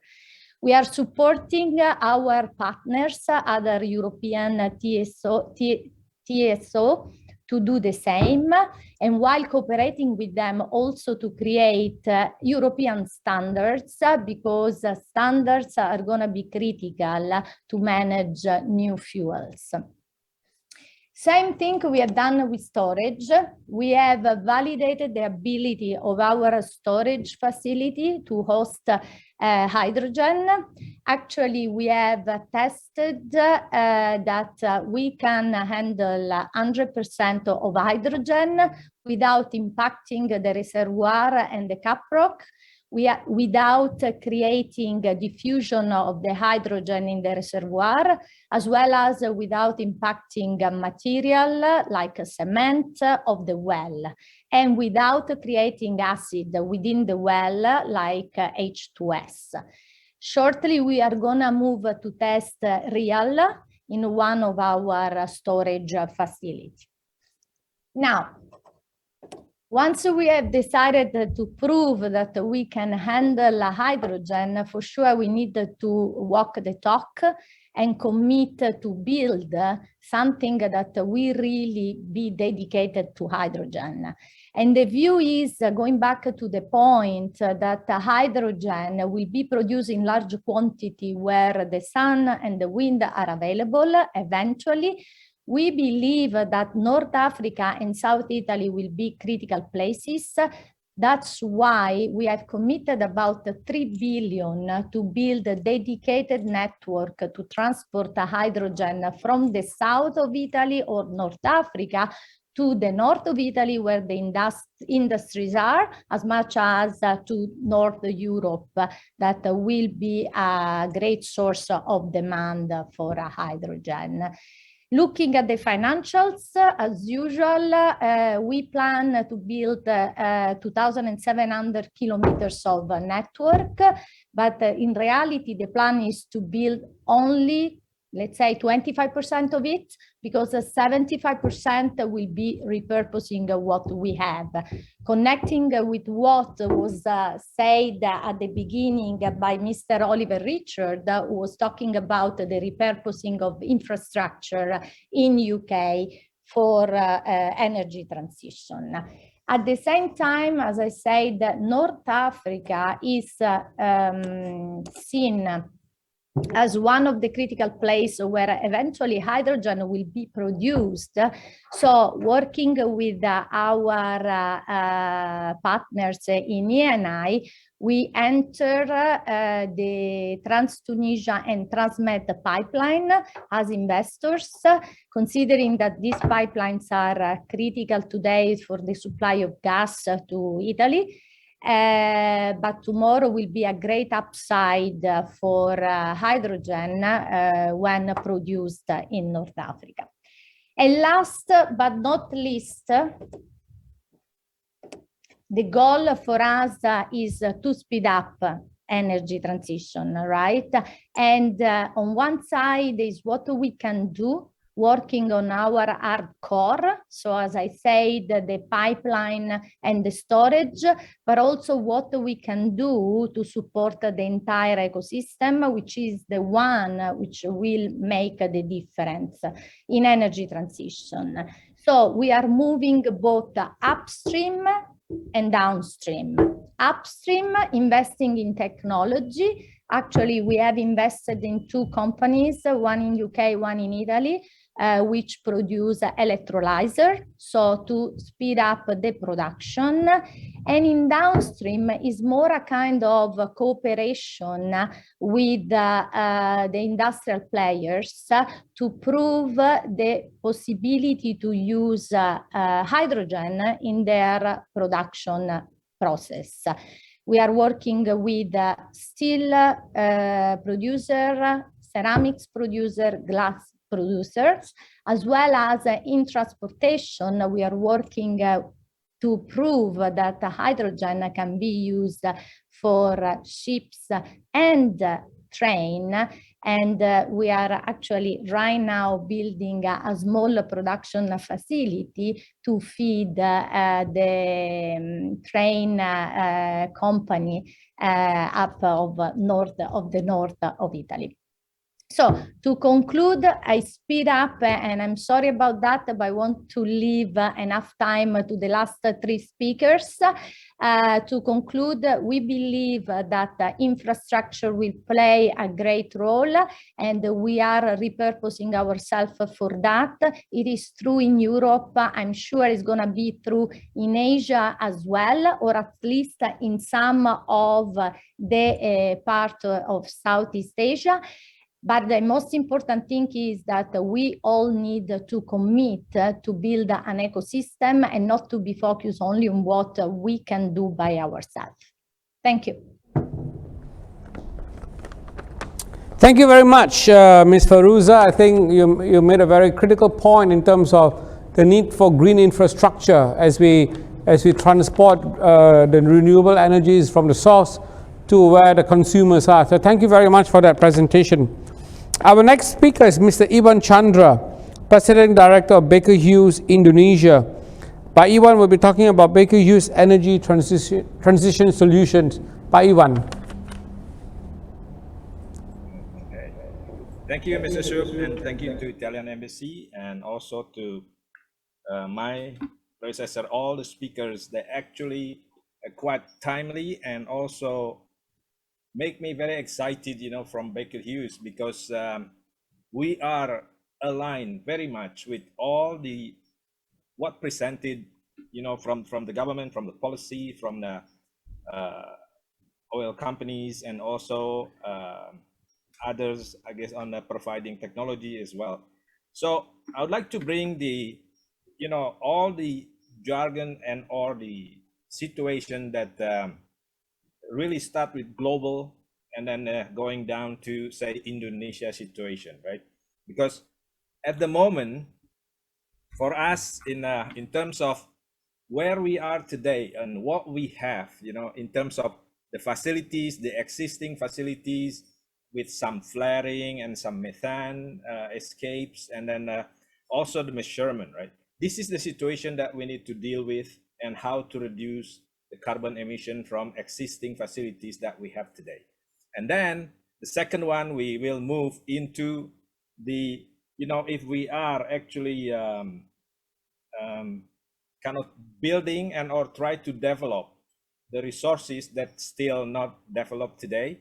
So with all the requirement in Indonesia of energy and then also of oil and gas, then we really need to strike, and how can we produce more but with less carbon emission, or even zero, the facilities and also even the LNG plant.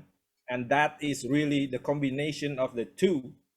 Then we can really start to quantify and verify of how much is actually emission that what we have and how much we need to reduce, and then is the technology are available.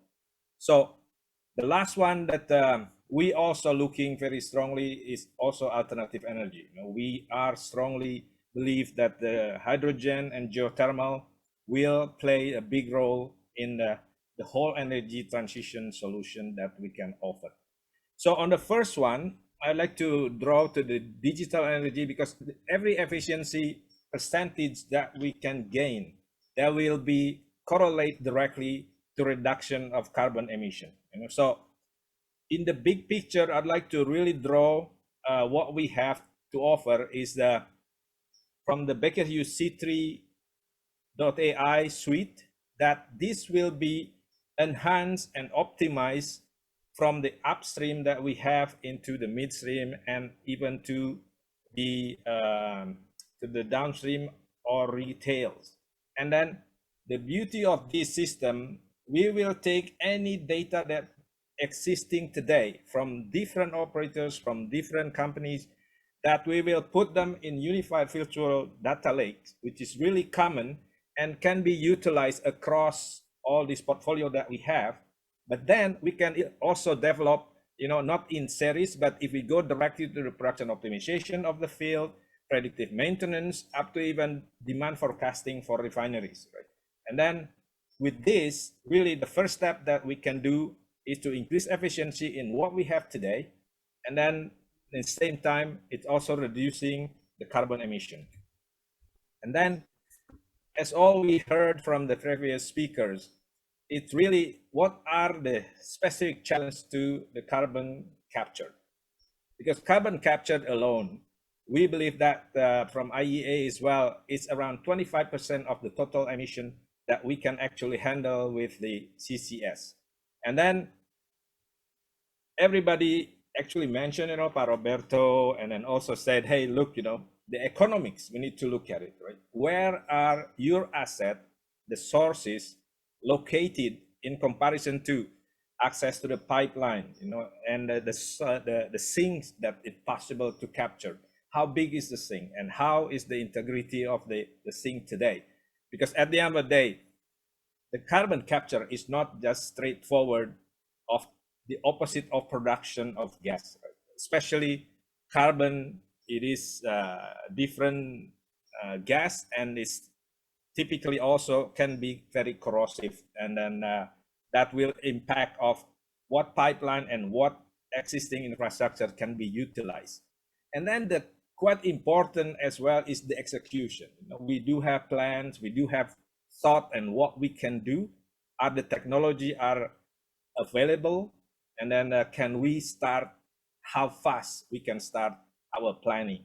So again, in these three, I guess we are looking at this as well very closely.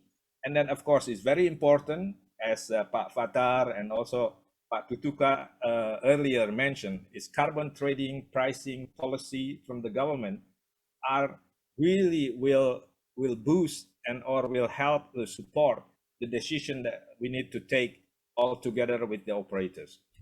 And then on the CCUS, I think it's really important that we have the portfolio, from the feasibility study. We have Gaffney Klein, which is very well known in the industry, and then the IO Consulting, to really try to see what option do you have in surrounding your field, right? If you do have power plant nearby, or even the fertilizer company and cement factories, and it's really then we can come up with a solution not only to oil and gas, but also to other industry in surrounding to us. And then, of course, when we deal with the power plant, then carbon capture is actually one very significant role in there, because it's not cheap. And then the gas we try to capture from the flue gas or the exhaust of the power plant from the coal is around 14%. So it's not a big number as such, and at really almost zero pressures, right? So to capture is really a bit different than separation when CO2 coming from the reservoir. And then once we captured and or separated, of course, depending on how far, and that is on land or offshore, how do we transport those CO2, which is typically when a pipe, it has to be in the supercritical phase that is really easy to flow. And then this we have as well, which is really non-metallic, so that is non-corrosive at all. And then on the smaller size, we have the flexible is in the roll, so it's really quickly when you need to really collect the CO2 to a gathering station or storage before you transport them to the real storage in the reservoir. And of course, the compressor, we have a decade of experience on the specific design, either reciprocal and or really the compressor that's special for injection into the reservoir for the storage. And then of course, our core business before was well construction, which is really how to design and drill the wells and the reservoir for injection and then for monitoring. And then, of course, closer monitoring, we need to keep the CO2 up to 99 years, right? And how you design the capture or the storage there. And then we put the monitoring, at the reservoir, and then at the cap rock and above the cap rock, and then really away from the wellbore, the injection well. So we will detect any slight possible leaks very early. It's still underground around the reservoir. And then really the enhanced oil recovery by utilizing CO2, it's something already common in the US and South America. And then we feel that this will have a big opportunity in Indonesia because of the situation. Now, because we do have all this portfolio, the project development, I think that will be part of the whole offering that we can do to help everybody to achieve or building the roadmap to zero emission. Now, I just want to really quickly mention what we have in terms of capturing technology. We are developing our proprietary chilled ammonia process and then a mixed salt process. This is for capturing from the industrial. And the base of solvent is ammonia, which is very common in the industry. And we do have a lot of manufacturing here. And then, of course, the last one that we invest or acquired is actually the compact carbon capture. The biggest thing about this is using the rotating beds to capture, and then we managed to reduce the footprint of the process up to 75% less. So then it can be really hopefully installed in the small kind of area, the existing area, right? So this is really to support our kind of integration, and then providing really a good area for feeding, as depend on how big is the carbon to capture. And then of course in the design of the storage, we do have all the processes, and then the monitoring. And from ENI mentioned that we do use the fiber optic, and we do have both as well, which is the DTS, which is the temperature sensors, and plus the distributed acoustic, which is then it can utilize in microseismic monitoring with the sensor in the well. And that will really helping us to monitor for the whole cycle of the integration. And then the enhanced recovery, as I do mention earlier, in the US, they actually contribute of 6% of 350,000 barrels per day out of the CO2 EOR. Right? And then we are supporting 25 projects at the moment. And in Indonesia, again, with Gundi and or Sukowati, I think it's very close to the pilot.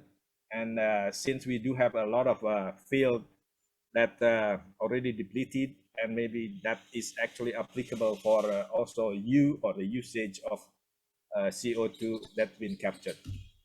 And then on top of that, we are believe that the technology is still developing, and then one of the quick or accelerated is we do invest and we do work, collaborate, and then on the capture side with many companies here, the Horizon and Electroshi, but also on hydrogen. And with SNAM, with Maria mentioned, we also collaborate with that, and then with Bloom Energy as well. And the latest actually is not here. We are investing in Acuna, and the big deal was we can produce blue hydrogen from natural gas, and with the side of CO2 produced will be in the solid form, so it's no emission, right? So if we do have natural gas produce hydrogen drive the turbine, that we do have 100% fuel hydrogen turbine, then suddenly low and near zero facilities make possible, right? So that is really the last slide from me, and thank you very much for the opportunity. Back to you, Mr. Shu.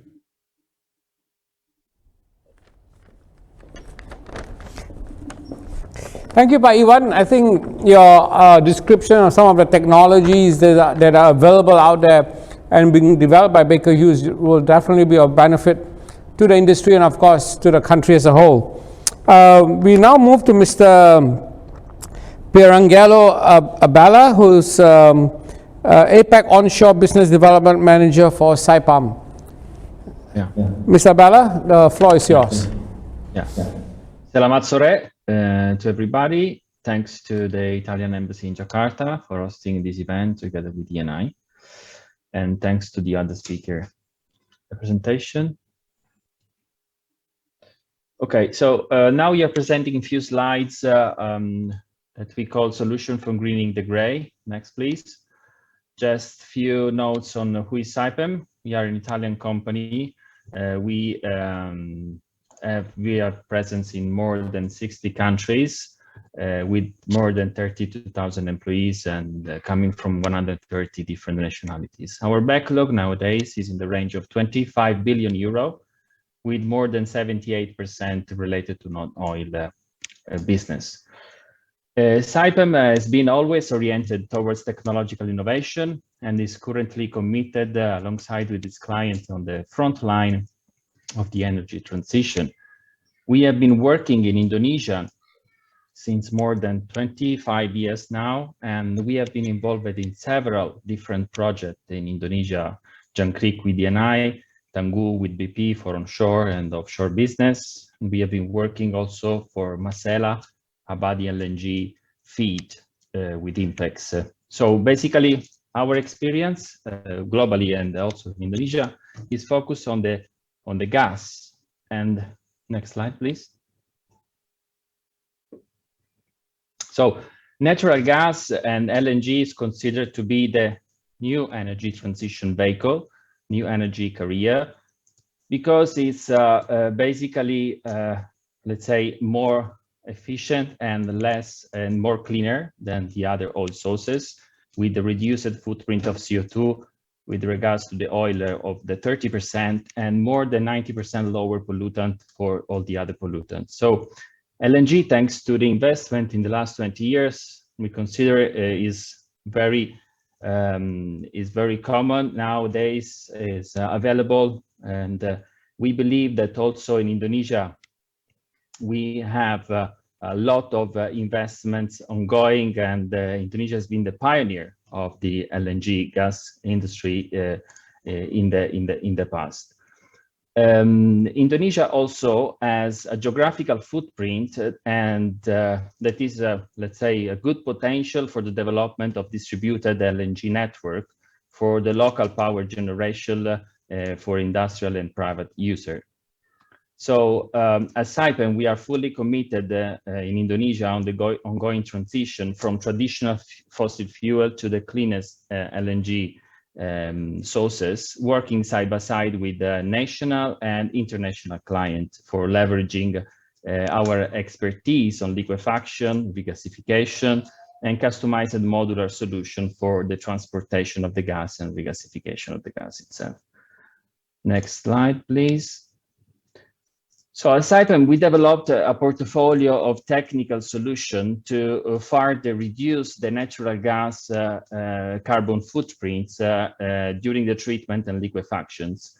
And as many of other speakers already mentioned, the technology is already there. We just created, let's say, some stream where we try to improve the technology, and these 4 streams are divided in our portfolio with the energy efficiency, meaning proven efficiency energy generation to reduce the emission, process optimization, implementing today best available technologies based on the experience on past projects to cut the overall energy demands and to reduce the emission. For example, in LNG liquefaction plants, the BOG liquefaction, the boil of gas liquefaction, or the reducing the flare emissions. We believe that one of the most important pillars is the carbon capture, already mentioned by a previous speaker, for the capture of CO2 and the reuse of CO2 to support the net zero LNG, and hybridization, meaning the use of proven and emerging new energy technologies to eliminate the key emission sources. Next slide, please. So as EPC contractor and solution providers, I want to bring in this webinar some more numbers. So here there is a slide where you can see a study we have done on an LNG plant. Is not referring to an LNG plant in Indonesia, is in another country. But it's interesting to see on the left side a graph where you see that the CO2 contribution of the LNG plant is represented by the 23% by power generation, more than 60% by the drivers, for the mechanical drivers for the compressor of the liquefaction trains, 10% by hot oil, and only 5% by AGRU. So meaning that in this case, with this feedstock, more than 95% of the CO2 emitted by an LNG plant is coming from the solution we select during engineering phase for the plant constructions and engineering. In this case, we have a baseline emission of CO2 on the range of 0.30 ton of CO2 for each ton of LNG produced. So if you move on the right side of the slide, you see that just acting on the efficiency of the drivers, of the mechanical drivers for the compression trains, just acting on the power generation efficiency overall and focusing on the what we were saying, that the process efficiency on the plant, we can reduce the emission from 0.29 tons of CO2 for tons of LNG produced to 0.18. So meaning with a reduction of 37%. Next slide, please. The other pillar and the other solution we are proposing nowadays is hybridization for existing plants, so that can be easily implemented on existing plant or new plant, of course. And the extension of the hybrid solution implemented can be tailored to maximize the benefit cost ratio. So the typical hybridization scheme we are proposing now is the use of renewable power to feed directly the grid with the maximum capacity to avoid the power generation unit operating load lower than 70%. In this case, we have here the floating solar panel that are particularly useful in places where you have low land availability. And we have a patented solution that works also in OpenSea. Or renewable power to feed an electrolyzer. Maria was talking a lot about hydrogen production, where the hydrogen is used to blend the power generation unit and mechanical drive, as also Becker-Hugh was mentioning. So these are an example of hybridization. Next slide, please. But one of the most important pillars we believe is necessary to achieve the goals, the ambitious goals of all the nations and the COP26 is the CCUS. As Saipem masters the entire CCUS value chains thanks to its solid background in process technology, pipeline fluid transportation and rejection experience. And we have also our proprietary carbon capture solution that is called CO2 solution by Saipem that allow us to offer to the client a complete solution for CCUS in the CCUS value chain. Going a little bit on the detail of this slide, for the carbon capture, we have designated and built more than 70 CO2 removal plants with different wide range, with different technology from membrane to physical and chemical solvent. This is on the upstream portion. And on the downstream, so the carbon capture from the post-combustion, we use our CO2 technology solution, property solution that I was mentioning before. For the use of CO2, we have a wide experience also in this because we have 136 plants spread all over the world, more than 40 engineering constructed by Saipem to transform the CO2 in fertilizer with our SNAM Progetti technology for urea. We also designated and built the largest methanol plant that can reduce the CO2 emission by 360,000 tons per day. On the transportation, of course, Saipem is well known for the pipeline and sea line installation. We have installed engineering more than 130,000 kilometers of pipeline in the most remote and harsh areas globally. We integrate this knowledge with the knowledge of CO2 management coming from for example, from the urea plant. So we offer also solutions for the transportation that also Becker-Hugh was mentioning as a critical part of the CO2 management. For the storage, Saipem is also a drilling contractor, as you well know.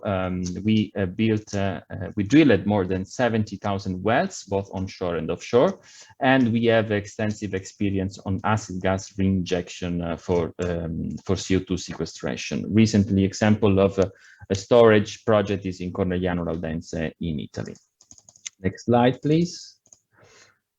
As final remarks, in some of the previous presentation was mentioned the circular economy. So we wanted to present also something on the downstream, because usually when we are going to talk about carbon capture, we are more focusing on the upstream portion of the oil and gas sector. So for the downstream, I wanted to put here on the table our experience on the conversation of an existing refinery to produce innovative and high quality biofuel, such as green diesel, green LPG, and green naphtha from vegetable oil, animal fats, and used oil cooking. So this is, let's say, an example of circular economy. This project has been built in Italy. It's the world's first conversion done by ENI. together with the UOP that has patented in 2007 the EcoFin technology. As SAIPEM, next slide please, we have assisted, of course, our client for, let's say, from the early engineering phase and the full check of the actual status of the refinery, and the reorganization of the utilities, the network of the plant, such as the blowdown and fairing system, as well as the engineering of civil electrical automation part, and the management of the construction companies involved in the project. This refinery is a target to produce 300,000 tons per year of green diesel, in addition to green naphtha and LPG, and is planning to have an expansion to reach 500,000 tons in the second step, using 230,000 tons of vegetable oil per each year. So here my presentation, next slide please, is finished, and I leave the floor to the last speaker. Thank you, Mr. Abdallah, for your presentation. We've come to our last speaker, Mr. Devan Raj, who is the Managing Director of Schlumberger Indonesia, and he's going to be talking about fuel the region's growth sustainably. Mr. Raj. Thank you, Shok. Good afternoon, everyone. Good evening, rather, esteemed panelists and distinguished guests. Thank you again to the Italian Embassy and ENI for the invitation today. I think we've had some great presentations and discussions throughout the day today. So Asia's and Indonesia's energy demand is bound to grow for decades to come. And in line with the region's economic prospects, alongside the growth in energy supplies, addressing this trilemma, rather, of energy security, affordability, and sustainability is paramount. The events of the past year have really accelerated many changes in the energy industry, creating an increased urgency to deliver on the industry mandates, I think, of the 3 C's, right? Cost, capital intensity, and carbon reduction. Looking to the current industry dynamics, we see a new cycle, I think, of oil and gas demand growth beginning with the onset of stronger multi-year economic rebound. Industry demand projections for oil and gas continue to show both growth and resilience as a key pillar. However, the long-term competitiveness of our industry will also depend on our ability to effectively harness technology and data, and will depend on deeper collaboration to address these industry mandates. To thrive, we need to generate higher value as we deliver lower carbon. 42%, or rather 23 gigatons of the world's greenhouse gas emissions are related to the oil and gas industry. Of these, 5 gigatons are related to the value chain of getting it to market, defined as scope 1 and 2. The rest, or scope 3 emissions, generated mostly from burning of the end-use fuels such as diesel and gasoline. More than 50% of that emissions from oil and gas value chain, scopes 1 and 2, are related to fugitive methane leaks during production, transportation, and hydrocarbon processing. Downstream activities such as the heat and power required for refineries are the next biggest emitter, followed by extraction or drilling, flaring, crude transport, and hydrogen production. In order to reduce carbon dioxide emissions to net zero, all of these sources will need to be addressed. Turning now to lowering carbon, in June of this year, Schlumberger announced its 2050 net zero ambition. We take this commitment as a company that believes strongly in the power of technology to create change. Our science-based approach to climate change is aligned with the 1.5 degree C target of COP21 Paris Agreement. Rather than just considering the scope 1 and 2 parts of our emission, our net zero target encompasses our total GHG footprint, including our scope 3 emissions. As such, our emissions reduction roadmap addresses the entire oil and gas value chain. In order to avoid any impression of greenwashing, our targets for 2050 are supported by interim targets in 2025 and 2030. These medium-term targets are backed by climate science, and we continue to work with Science Based Target Initiative, SBTi, for formal extension validation of our medium-term deliveries. We have put in place a comprehensive decarbonization framework that includes emission reduction across our entire value chain. We believe this will be a source of competitive advantage. There are three key components to achieve our net zero ambition, which is operational emissions, carbon negative actions, and technology use emissions. The first area of emissions is in operation, which constitutes roughly 25% of our emissions baseline footprint. We've already begun to convert our facilities at scale to renewable power, with Indonesia being very close to starting that too. We are also in the process of electrifying our fleet of vehicles globally. In addition, digital adoption is playing a key role in driving waste and consequently emissions out of our operations. This has been very visible during the last 18 months throughout the pandemic. The second element of our decarbonization framework is around carbon negative actions to minimize our reliance on offsets in our journey to net zero. One current example relates to a bioenergy with carbon capture and sequestration, or BECCS. In March 2021, with our partners Chevron and Microsoft, we announced plans to develop the first large-scale bioenergy with CCS plant in the world. This is the unique project using one of the few carbon negative technologies available today. When completed, it will remove around 300,000 tons of CO2 from the environment annually. Final area of our decarbonization framework addresses our customer emissions, i.e. scope 3, or rather when our technology is used. We have launched our transition technology portfolio as well, which will be a key enabler to the industry's decarbonization efforts. This portfolio of solutions addresses technology use emissions with a focus on flaring, venting, and power consumption during operations. The quantification of CO2 footprint and reductions has been a challenge for operators and technology providers. This is why we have created a quantification framework to standardize calculations and enable benchmarking through net footprint comparisons. We extended this exercise with ongoing research projects and incorporate emissions reductions into our R&D process as well. The transition technology portfolio is focused on our largest opportunities to reduce oil and gas industry footprint, including fugitive emissions, flaring, and electrification. For fugitive emissions, we are already deploying technologies to help customers from identifying sources to significantly reducing emissions with qualified low emissions equipment, such as our low emissions valves portfolio. We now have technologies that remove the need for flaring, such as Aura Intelligent Wireline Formation Testing Platform, which avoids flaring operations during reservoir appraisal. Finally, looking to electrification, which has long been a technical challenge in our industry. Schlumberger is taking the lead to provide a totally electric solution from the wellbore to the production facility, which will have significant decarbonization benefits. A fully electronic production system not only paves the way for complete digital capabilities, but to full electric platforms and plants that can be operated remotely, particularly offshore. Finally, just to pivot, let me turn quickly to share a bit of our overview of our portfolio of our new energy ventures that are focused on low carbon, carbon neutral, and even carbon negative technologies. We have been actively involved in CCS and CCUS for over 15 years now, and are currently engaged in over 20 projects globally. These can come across sectors as diverse as oil and gas, power, cement, chemicals, agriculture. As I mentioned earlier, we have launched a venture in California with Chevron and Microsoft around bioenergy with CCS, which is effectively a carbon negative technology overall.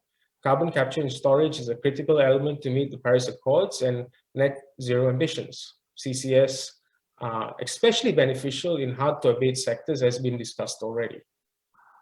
We have been actively engaged as well in geothermal for several decades around the globe. In this region, Indonesia, Philippines, and New Zealand have been the most active players.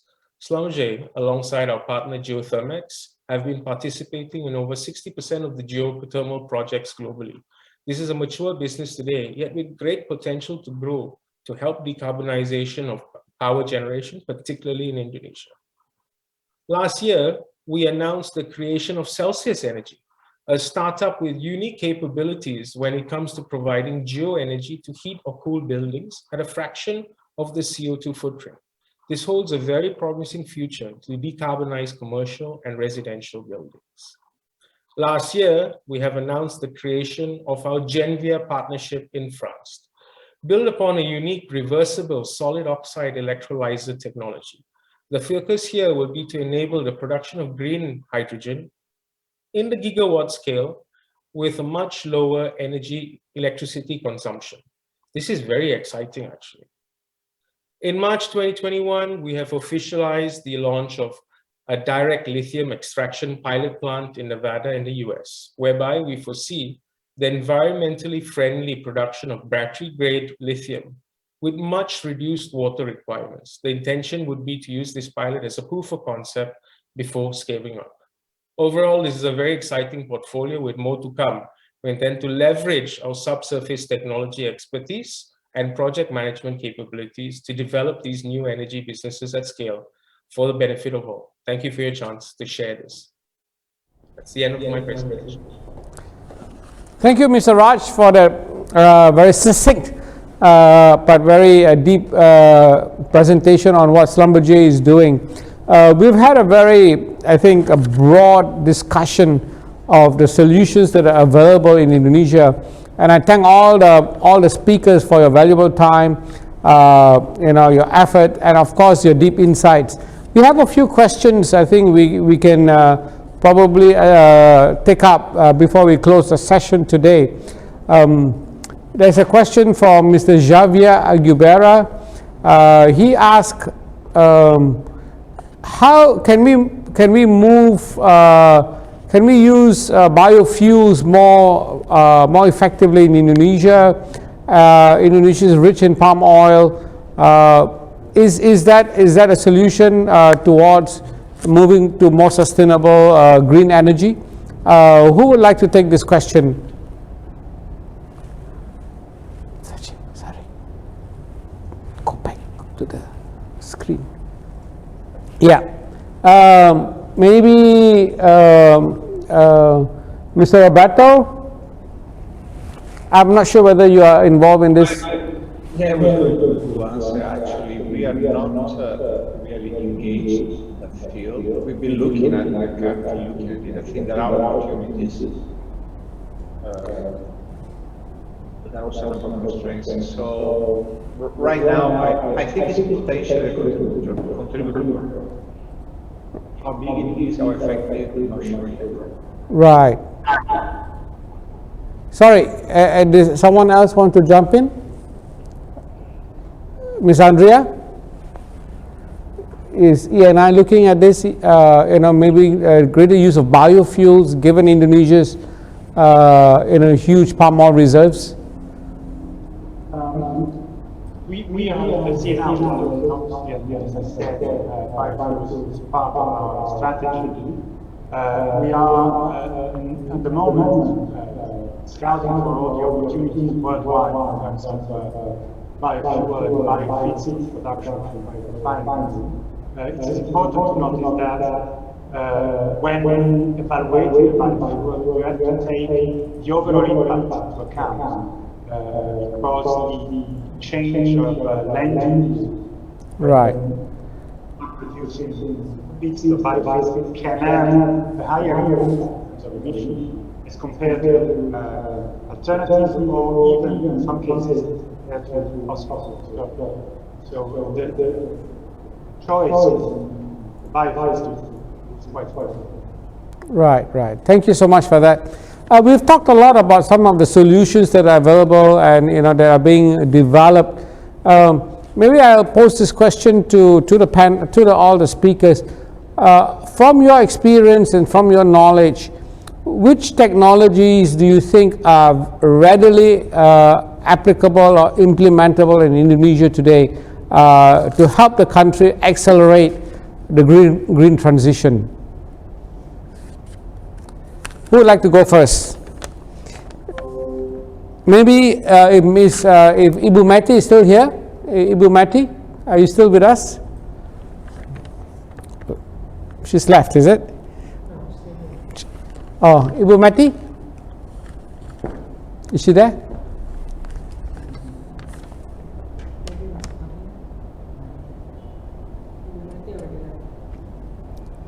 You want my contribution? Maybe, yes, go ahead.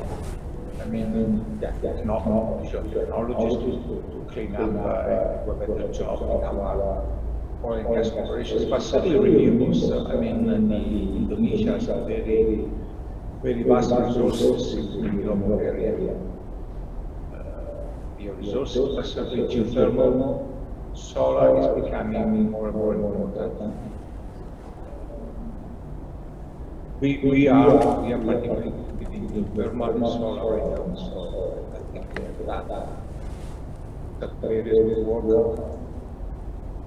But I think, as mentioned earlier by some of the speakers, maybe policies, economic regimes still need to be improved to make investments in those areas more attractive. Right. Thank you. Pak Iwan, maybe you have some ideas on what are the key technologies that are readily implementable in Indonesia today to help or accelerate the green transition?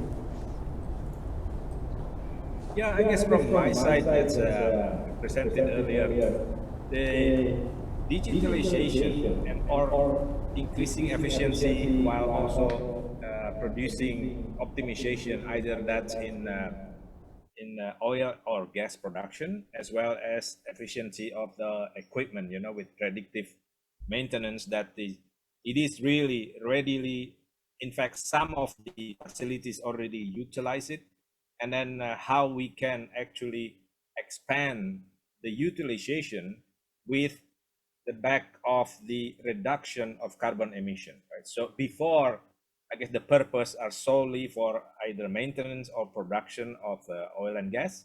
But now, if you put it on the back of that, it is actually will make our climate cleaner and the production of the oil and gas also cleaner, right? And then the monitoring technology, the methane, the lumen sky, that we can monitor the escape of fugitive methane, I think is very important. And those things can be applicable with the flare IQ that we have, that we can actually maintain all the flare before they can actually put off permanently. It actually can be increase the efficiency of it, and we do have many flares in Indonesia at the moment. And if those flares can have efficiency above 98%, I think that will help tremendously as well in the decarbonization at the moment.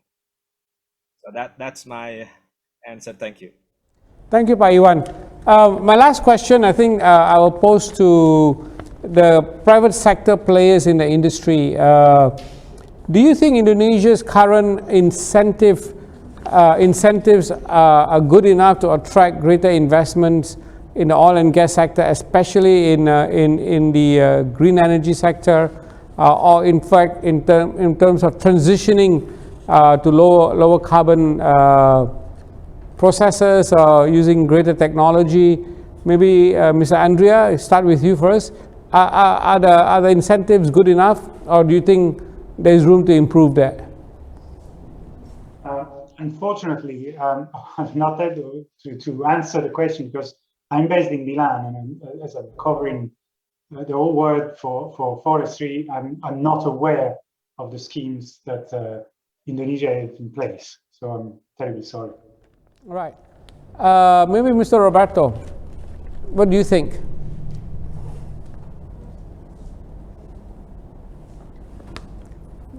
I think you're muted. I think as you put it, I think there is room for improvement. Yes, there always is, but tariff regime needs to be made, I think, more attractive. Maybe new policies like carbon pricing or others can be introduced to incentivize everyone to move faster. We wouldn't necessarily object to such policies if they are rational and if we see they are applicable and really incentivize everyone to do a better job. Right. Mr. Sparks, is there anything you think in particular that the government can introduce or can offer to the industry? Yeah, so I think some things work today already. And I think CCUS in certain applications is one of those things. Further renewables build out, particular solar, there are things that work today. I think to make the next tier of projects work, carbon pricing is a big help, and I think things are moving in the right direction there. I think in terms of overall fiscal terms and stuff, I think the intent and direction of the government is absolutely there. And the right arrangements can be found for the right projects. But I would add that don't underestimate the importance of consistency and reliability. So these are energy infrastructure projects are long-term, big projects, and knowing that the terms will stick around and will be implemented as intended over the long term is a really important thing.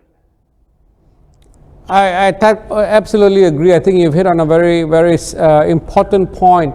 The consistency of our regulations and policies, especially given Indonesia's current political system where you have changing administrations every 4 or 5 years. So I think that's very, very critical. Mr. Raj, maybe you were the last speaker, but I'll give you an opportunity to also close this panel discussion in Q&A. How do you see, let's say, over the next 4 or 5 years in Indonesia, the government has committed to a number of very key milestones and, I think very ambitious targets. Do you think these targets are achievable, and what would it take to achieve them? So I think, these targets are, as always, good targets, are aspirational and need to be challenging for us to go after, right? Secondly, clearly, Indonesia's energy demand is going to increase, whether it's, for both oil and gas or electricity. So the demand will increase with their population increasing. I think the key thing that needs to be done is how can the fiscal terms, the policy be put in place where you can still attract that capital investment. I think this is going to be crucial going forward, whether that capital investment can be attractive and as a lot like Mr. Roberto has said, Dan has said as well, there are a lot of projects and policy that are in the works that will help us reduce our carbon footprint and therefore will help us attract that extra capital to ensure that we continue to provide energy for Indonesia as to fuel its growth. Right. Thank you so much. Ms. Maria, if I may pose a question to you now. In terms of green energy infrastructure, Indonesia has a very massive infrastructure plan. I'm not sure how aware you are of the President Jokowi's, very ambitious infrastructure build-up, and he's already started. And of course, infrastructure uses huge amounts of energy. And with your experience in green infrastructure, how critical is it for a country like Indonesia, which is developing, and as Mr. Raj says, with a growing economy, to actually use some of the green infrastructure ideas that you posed or that you raised earlier? Would they be implementable in Indonesia readily? So for sure, I think, as I said before, all my presentation was around infrastructure as a critical element of energy transition. I think Indonesia, obviously, from a geography standpoint, is pretty complex. I know pretty well. I lived my last 3 years in Southeast Asia, so I was used to visit Indonesia. But for sure, while you develop the infrastructure, even to manage traditional methane, you should be ready to implement something that could be used for both, right? Because the example I was sharing was to prove that even what has been built in the last 3 decades can be easily repurposed, and actually repurposing is more economic than building from scratch. So for sure, Indonesia should think about both repurposing what they have, or at least validating how much can the existing infrastructure hold of new green gases, and looking forward on building new infrastructure that will be able to handle green gases as well. Obviously, I think timing is going to be very different from what is happening in Europe today versus what is going to happen in Asia. But I'm sure that we will get at the same end stage in different timing period. But that's what happened in the last few decades in the energy sector. Thank you very much. I think I will close. Mr. Giovanni would like to say a few things. Yes, if I can chip in just with a couple of comments please before we conclude this webinar, because I was reading one of the questions from Rayendra Torwan about the Blue Economy Park in North Kalimantan. Yes. And he was asking about if Italy would join this business. And if at the same time also asks if we have the hydrogen technology for Indonesia. And of course, working for the Italian embassy, I mean, part of the embassy's mission is to promote and protect the interests of Italian companies in their international activities. And as we have seen today at this webinar, we had 3 of the major Italian players in this field. We had ENI, Saipem, and SNAM. And both ENI and Saipem have already a very strong presence in Indonesia. And I hope that maybe in the future also SNAM can arrive into this country with its various solutions, which include hydrogen, as Maria said in her presentation. We also have another very important player from Italy, which is Enel, the electrical utility. They have a strong interest in with their branch, which is Enel Green Power, specialized in renewables. They have a very strong interest in the geothermal resources that Indonesia has. It's the country with the biggest resources of this kind in the world. So I believe that there is a great potential for Italian companies' involvement in Indonesia. And I would also make a last comment. I find the energy sector quite fascinating because, of course, you have a plurality of actors worldwide and locally. And of course, these actors are often competitors, but in many cases they also work together, they collaborate in joint projects. And this is something that we see very, very clearly also in Indonesia. ENI works very well with Pertamina, Saipem works with BP, and there are many collaborations and a lot of potential also to do joint projects for the mutual benefit of the companies and also of the country and all the people that are around these projects. So my hope is that also maybe this same webinar can contribute to enhance these collaborations so that in the future we will see more Italian companies and more foreign companies working with Indonesian companies to make the country greener and the world greener, of course. Thank you. Well, I can't say it better than that. So thank you very much, everybody. I think it's clear that Indonesia has huge opportunities for, I think, the implementation of green energy solutions. It's a growing economy, it's got a young population, but I think also most importantly, there is a real desire towards renewables and a greener future. So thank you very much, all the speakers again. Stay safe, and hopefully we'll see you soon.